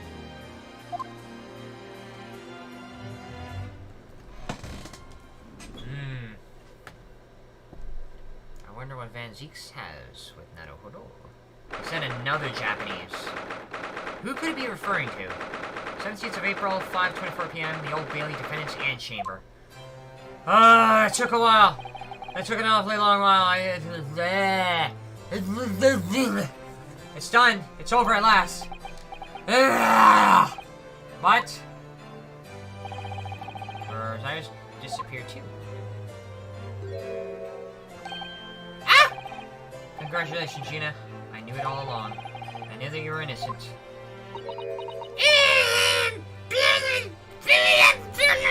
Yeah, you fam. Well, you do what you say, Mr. Naruto. You believed in me right up to the end. For your honest in you. Wasn't a whole lot about it. I told you I had faith in you, didn't I? No one has ever did before, see? Kept a promise, properly. That's awful. I figured out something out today. All my life growing up in the slums, I never trusted no one. But that's just because I've been scared of being stabbed in the back. The more you trust one, the more it hurts when they let you down. Yes, I think I can understand that.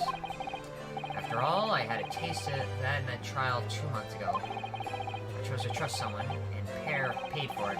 That betrayal left a big scar. You know though, Gina, I worked something out quite recently too. Trusting in someone else is really an exercise in learning to trust yourself. And when your gut tells you it's the right thing to do, and your taste is trust is rewarded, there's no better feeling in the world. I think I have you to thank for reminding me of that valuable lesson. Oh, well, if you say so. Don't make a fat lot of sense to me though. Trying to say that putting my faith in you, Gina, has been a real pleasure. Who could I not pocket? Oh God. But I suppose I sort of feel the same way. Sometimes I trust in someone else's, you know. Alright. Thanks. Shut up! This is the way I see it, Ryunosuke. A defense lawyer is only as good as his faith in his client. And that comes down to how much faith he has in himself.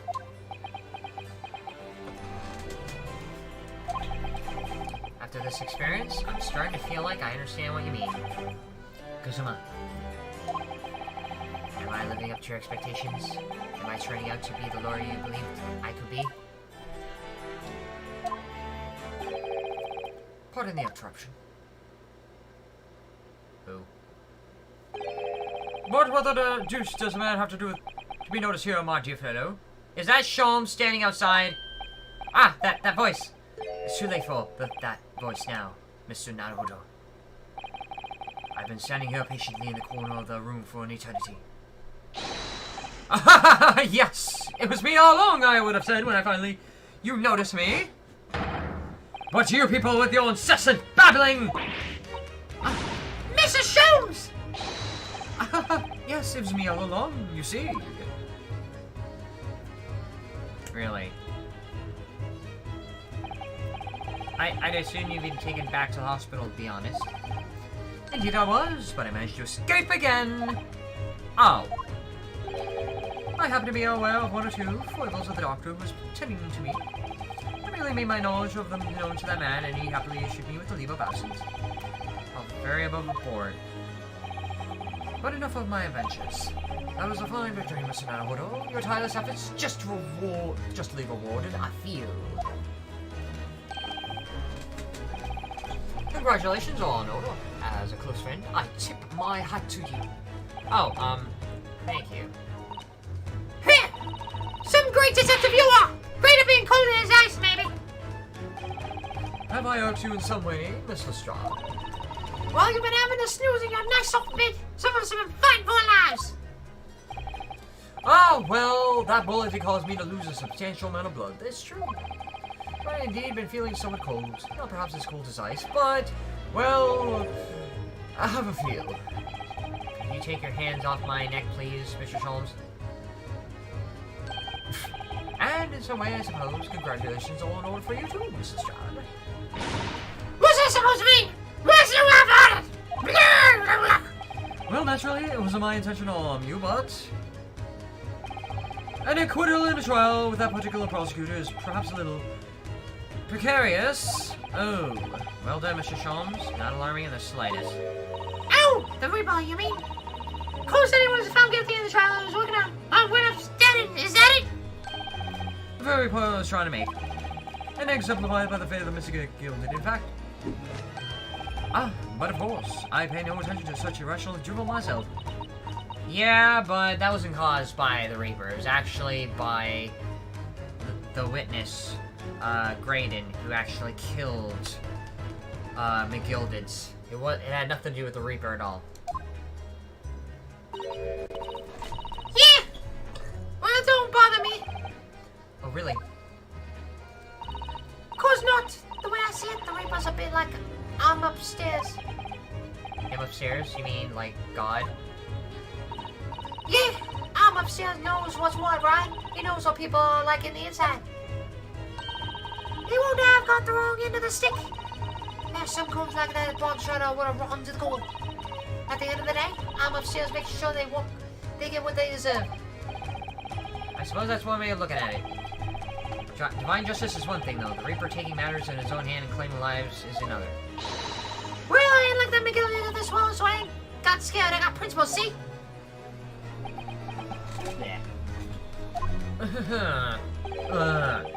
A traitor which you all wishes to be admired, Mr. Strahd. Oi! Just give it a rest, alright? Shut up! As I was saying, congratulations on order. The news of your acquittal was very welcome news to me indeed. Let me express my heartfelt congratulations, Gina. Shut up! Well, There you are. Hurley, how long have you been there? Oh, wow, actually, I got their voice right. honestly, I went to the main entrance, especially meet you there. Ah, Iris, my dear, I do apologize. But wait until I tell you what happened. This pair made utter fools of themselves. What happened? As you know, I've had a penchant for disguise. I was hiding in this room just as a bailiff. But they still didn't notice my presence at all. They had no idea. Can you imagine? Can you imagine, Iris? Would you discredit it? I'm not sure, really. I beg your pardon. I'm sorry, Hurley, but you just don't have the weighty presence you seem to think you have. In fact, you really ought to be careful about that. It's going to land you in trouble one day.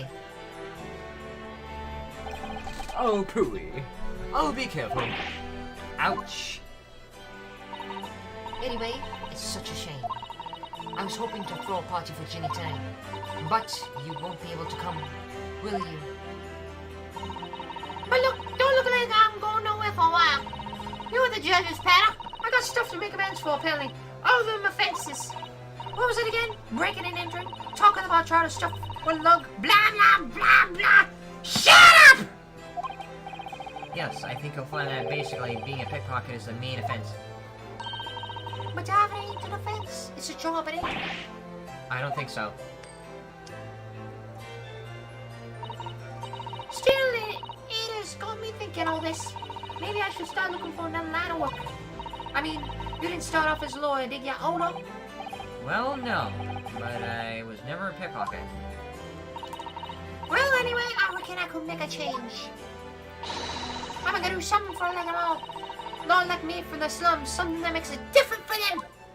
And tell them how to shut up! That's a wonderful idea, Jenny. Shut up! And I'm sure you can do it. Yelling. Yeah. What is it? You lie again. Nothing. Mr. Lestrade, the prison carriage has arrived, ma'am. Come with me to the Rio Gate at once. Right. Well, looks like I'm off then. Yes. Goodbye, Gina. And good luck. I got you off for murder, but the other stuff I cannot get you off by.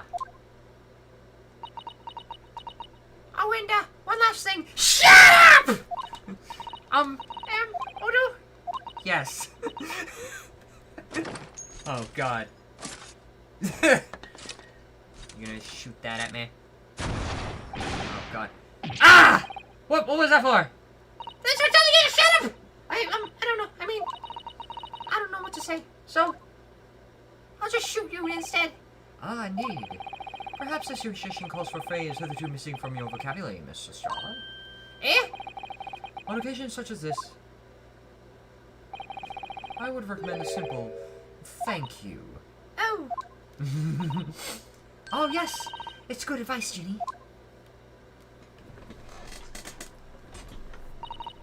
Right. I see. Well.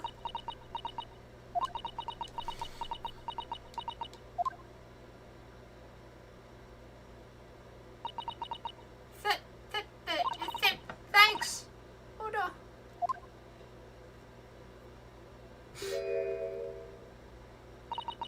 Thank you for everything what you've done. For believing in me. First time I've ever seen her cry. Tears. Not at all. In fact, that should be my line. Thank you, Gina. Also, one last thing. Shut up! Alright, that's enough for the Monty Python line. Well, there she goes. Well, I wonder if we'll ever see her again. Well, quite the indomitable pick purse. Oh, I nearly forgot. I bought the people outside. It's a special edition. This trial is all over the front page. Pickpocket's innocent proven. Isn't it wonderful? You should have it shown to Gina, Iris. She would have been thrilled. Oh no, how silly of me. But anyway, would you like the good news or the bad news? Not again. Well, what do you say, Renu? Hurley? As usual. Relax. As usual, I'd rather get the bad news out of the way first. Are you gonna talk about the weather?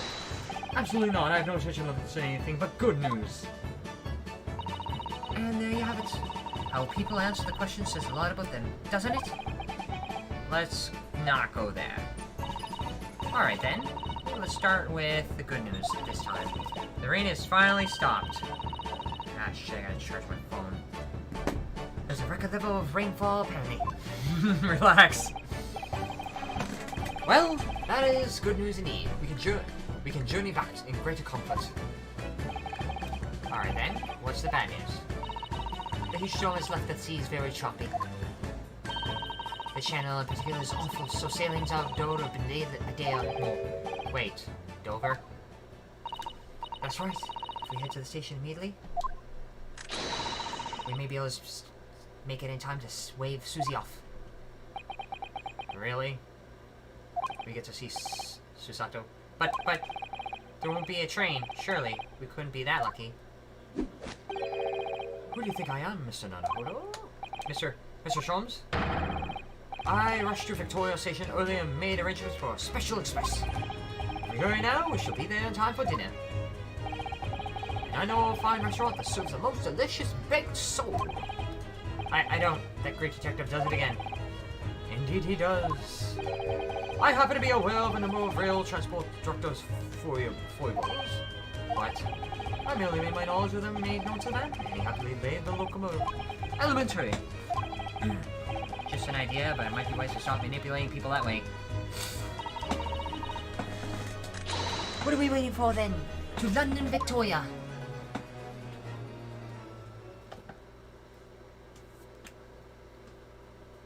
So they're gonna see Sasato off. 18th of April, 5:32 a.m. Port of Dover. Quayside. That took somewhat longer than I anticipated. Susie's boat must be able to leave now. Mr. Sato, where are you? Over there, look! Looks like she's reading something. Hold it! Was she about to throw it? Mr. Sato, wait! What are you doing? She was about to throw her book. Mr. Naruhodo, what are you doing here? We came as soon as we could after the trial. I mean, we heard that sailings were being delayed due to the bad weather, you see? Oh, I see. Then tell me, how did Gina's trial go? It went well. She was acquitted.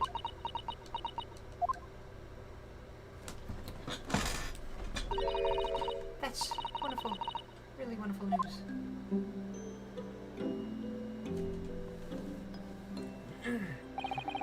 The book you were about to throw into the sea. It was your Encyclopedia of British Law, wasn't it? Oh dear. I was hoping you hadn't seen that. I'm not worthy of practicing law in any way now. So I was saying my final farewell. You're saying goodbye to law. You, Susato-san. Would I be correct in assuming It's because of the people, Miss Susato. I deliberately altered the scene of the crime, and then I tried to hide the fact. What I did is utterly unforgivable. That reminds me. How did you even come to have this, Susie? On the evening of the incident, Mr. Sholmes had invited Gina to dinner, if you remember. Oh yes, we had a wonderful time. Well, Gina gave us a little introductory lesson, didn't she? To the art of pickpocketing, I mean. Oh, that was so much fun. I stole Runo's armband. Yes, please don't do that again, Iris. That band's very important to me. Well, if it's so important, you should pay more attention to it. You didn't notice for ages. On a whim, I thought it would be fun to see if I could take the cat diplomat, so I put it up my sleeve. Really? And then I rather forgot about it until I found myself in Mr. Winnimake's shop with it later that night. I see. And then...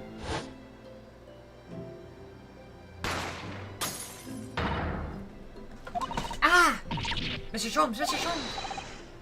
Anyway, Mr. Naruhodo. Right. After Mr. Naruhodo had left the shop, I started to think. That door started to play on my mind. The storeroom door, you mean? Yes, if Gina was anywhere in the shop, I realized it could only be behind that door. And at that moment, the little device that I put up my sleeve sprang to mind. I was so worried about Gina, I simply had to know. So, you used the cat flapomat to make the peephole in the door. It's captured in the photographic print of the shop. By one of Hurley's red-handed recorders. Indeed, it was one of the first important stat point. Precisely when the people was made, that information would prove to be Mr. Naruhodo's greatest weapon. Though, naturally, without proof, it would have been amounted to nothing. But when I just looked through the hole through the door, the sight of that met my eyes, made my blood run cold.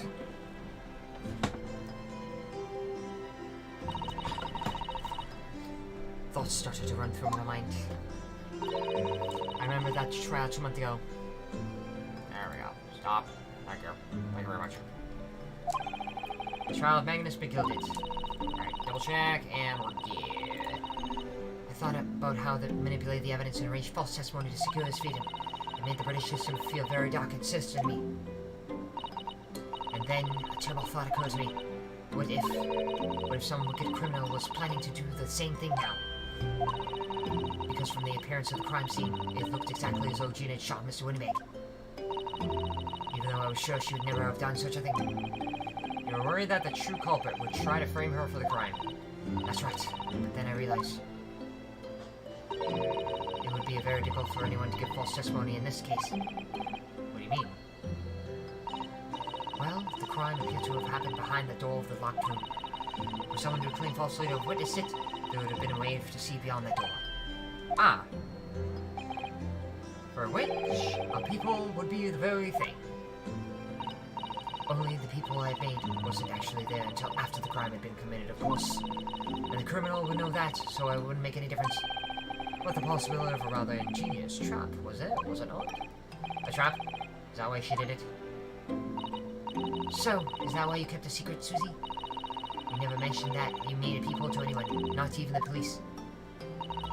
I know, and I knew that at the time it was doing was wrong, a criminal offense even. That's why I decided to confide in Shomo.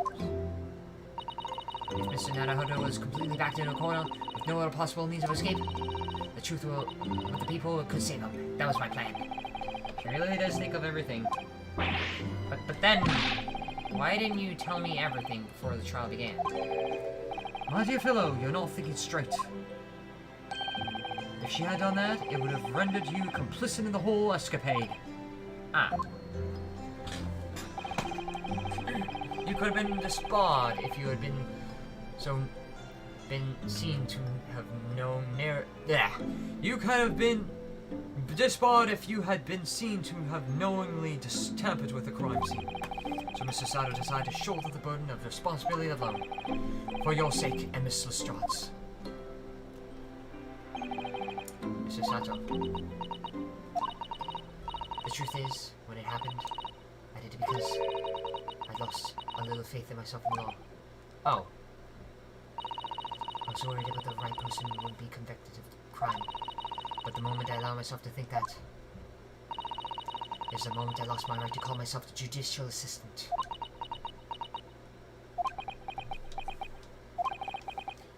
What you did isn't comparable to what he did. Graydon is the only one who lied in the witness stand, using the people as a way to implicate Gina. And besides, if the people inconsistency hadn't existed, I'm not at all sure she would have been acquitted in the end. Mr. Sato, you did save Gina's life. Well, with your kind words, Mr. Naruhodo, you saved me too from my regrets.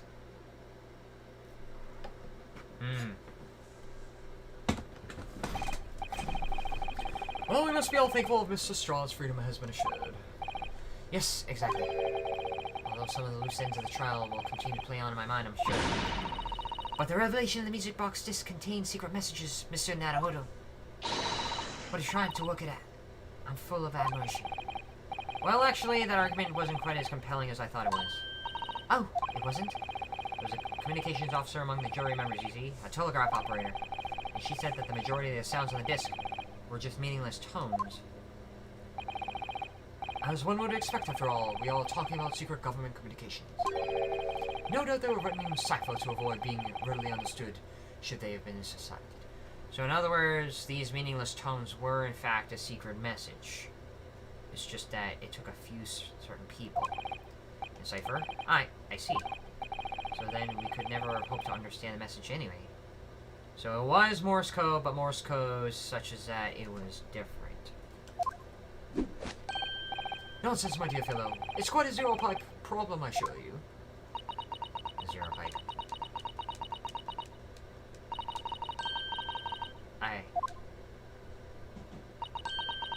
So. Okay. What? Well, that can't be a real word, can it? How funny. Wait, Iris. What did you just say? Oh, I just said Asogi. Does that one mean something to you? Mean something? Sogi was the name of my best friend. What? But how do you know that name now, Iris? I wrote it down during the trial before, when the message was playing on the music box. She transcribed it on the fly. She really is a genius. I thought there was a message probably wouldn't be right now playing Morse code, so I tried various ways to interpret it. But whatever I tried, the words just didn't seem to make any sense. That is, in English at least. Oh. It suddenly occurred to me, you see. There's more than one Morse code, not just the English variety. Various countries around the world have altered and added Morse code to use in their own languages. I don't believe it. Are you saying? That's right. I've only actually seen a chart of Japanese Morse codes once before. But I think it's based on the Iroha pangram, isn't it? And you mean to say that in Japanese Morse code, the message says Asogi? So Asogi's name was brought out in that music box when those two discs were played? What? Yes, I think so. Sorry, but I don't remember all of the Japanese Morse code. Iris, would you let me see that? Mr. Sato, do you know it? Do you know Japanese Morse code? Yes, I spent some time studying it.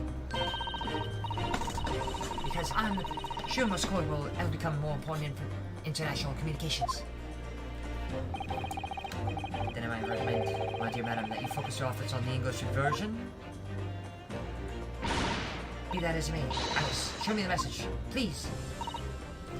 Of course.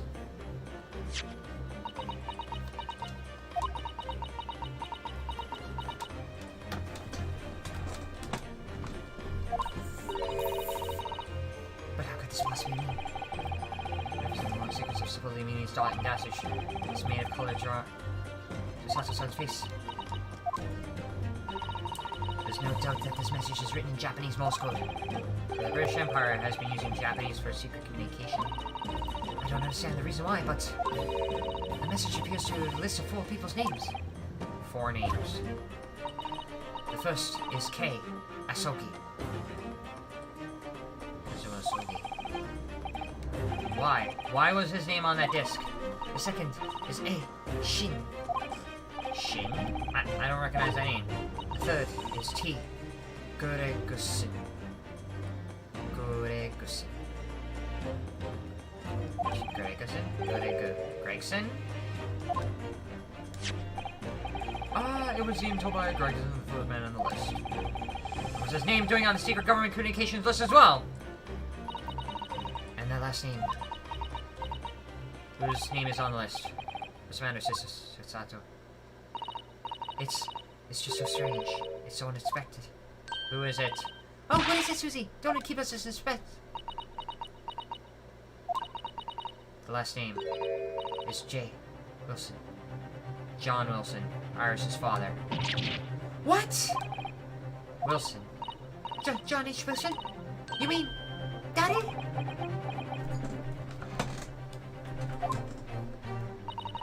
It says only J. Wilson, so I'm afraid it can't be sure.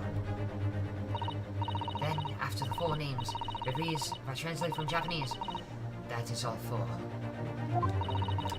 And that is the end of the message, or rather, the end of what you noted down, Iris. What the hell? I just can't believe it. Who would ever have thought that those discs contain Japanese Morse code? Not to mention a strange list of disturbingly familiar names. 3 of which I'm sure of, but I don't know the Shin. Who's Shin?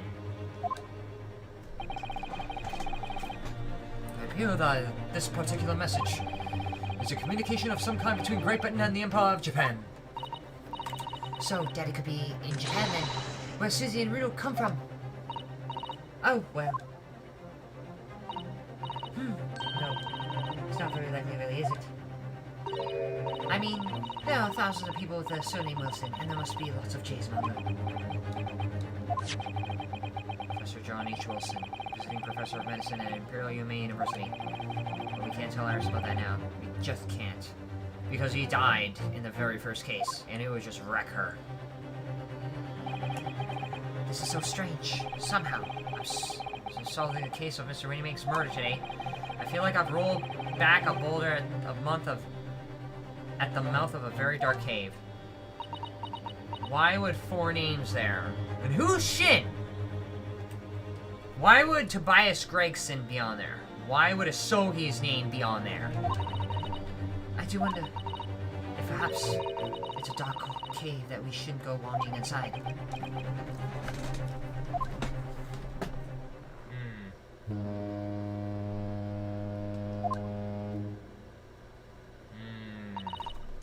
Oh dear, the ship is going to set sail soon.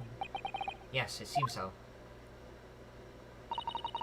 I'll sail on the same ship first to the port of Dunkirk in France.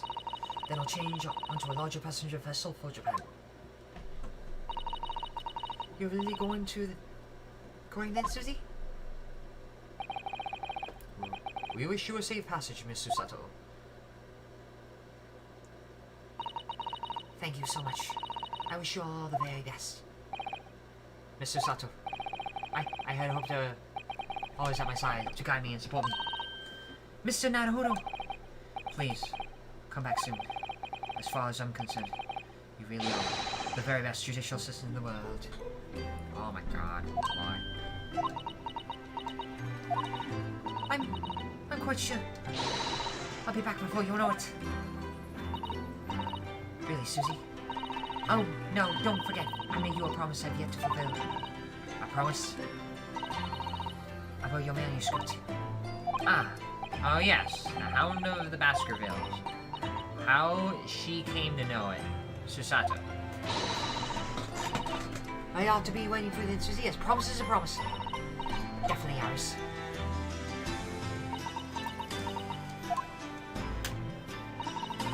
Well, Mr. Naruhodo? Yes. Do you remember the first time we met? Yes, of course. On the Suspiria, when I was dragged out from behind the wardrobe, still half asleep. If I remember rightly, you threw me halfway across the camera with Susato takedown. You don't know what I'm talking about after that. That's strange, but being thrown together as we were in the case, I somehow felt straight away that you were the perfect person to continue Kazuma-sama's great legacy. Mr. Sato, And my instincts were right. I really want to believe. No, I'm sure that. I'll be back soon. Farewell until then. really?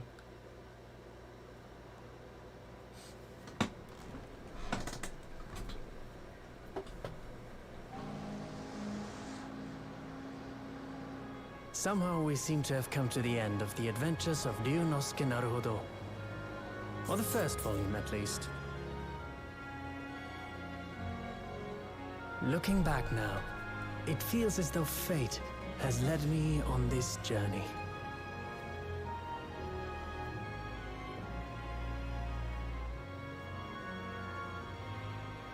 Fate led me to becoming a lawyer, to traveling halfway around the world, to meeting the great detective. I'm sure there'll be trials and tribulations ahead. Of course there will. No, there won't. I already completed it. I know I'll be able to turn my fortunes around.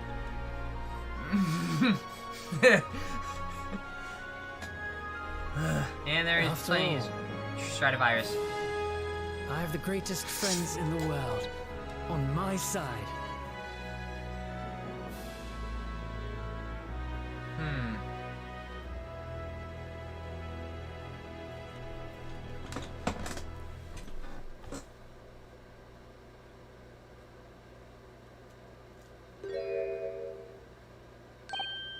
Ah, yes, Mr. Naruhodo. Yes, Mr. Sholmes. I have some rather awkward news. The railway company has decided to sue over the Special Express train you're carrying. Huh? They caused such a commotion online, all the other trains had to wait at stations. But really, we should never have made it to Dover no time otherwise. Anyway, I explained everything, and how it was all your fault. Huh? Huh? I believe a formal complaint should be delivered to your office soon. But not worry, my dear fellow, according to Mr. Sato. You love defending yourself in court. Huh? Huh? Huh? It's alright, I'm perfectly happy to testify. You really didn't look like the sort of man who do something so outrageous. See? Mr. Sholmes? Yes. A word, if you don't mind. Why, certainly, any word you like. Bellowed out, my dear fellow. Oh, yes, I love Reno's words, and I know just the one he'll use here. Then, I really must say... Objection! Oh, man. Oh! Oh! Ah! Oh my god. Oh my god. Oh my god. Oh my god. Oh my god. Oh my god. Oh my god, I finally did it. Oh, fine. You want to skip this? Do I want to skip it? Yeah, I'll skip it. And the money of an unconsulted detective would pays it. Pittance but complicit. Oh my god, frickin' Shu Takumi. He is a really good designer for this series. Oh my god. I finally did it! Skip!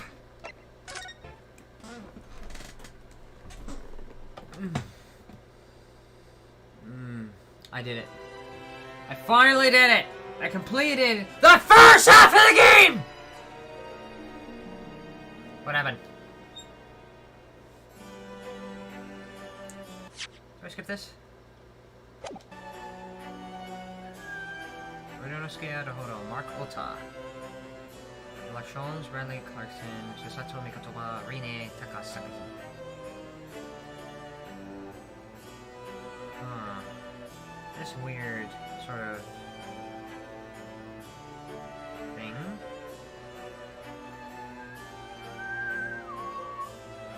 Should I skip this? I could. I'll skip it. Skip it. It's gonna be a long credit sequence. I don't know. But in any case, I'm glad. The Greatest Attorney Adventures. Done. But we are only halfway finished. Silver Trolsley, fleeting farewell. Oh my god. But it goes even further. You spoke Taylor for playing the game and all available outfits, really? Oh my god.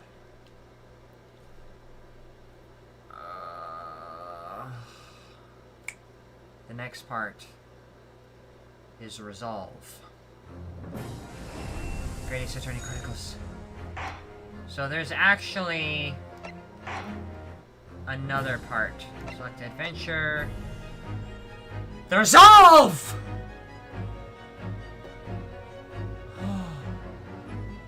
Oh my god. This is a whole other game from this. So now, next live stream, we're gonna continue on to Resolve! Oh god. That's only halfway through the game. We are only halfway through the game, ladies and gentlemen. We are only... Oh my god. Oh god. Alright, that's it. I gotta relax. I gotta stop. It's after 10. I gotta have my melatonin. I still ain't even having my melatonin. What the hell? I'm gonna have a little snack before I go to bed. I gotta go. I gotta stop here. So I will relax here. I will continue this series tomorrow when I get the chance. So I will see you all.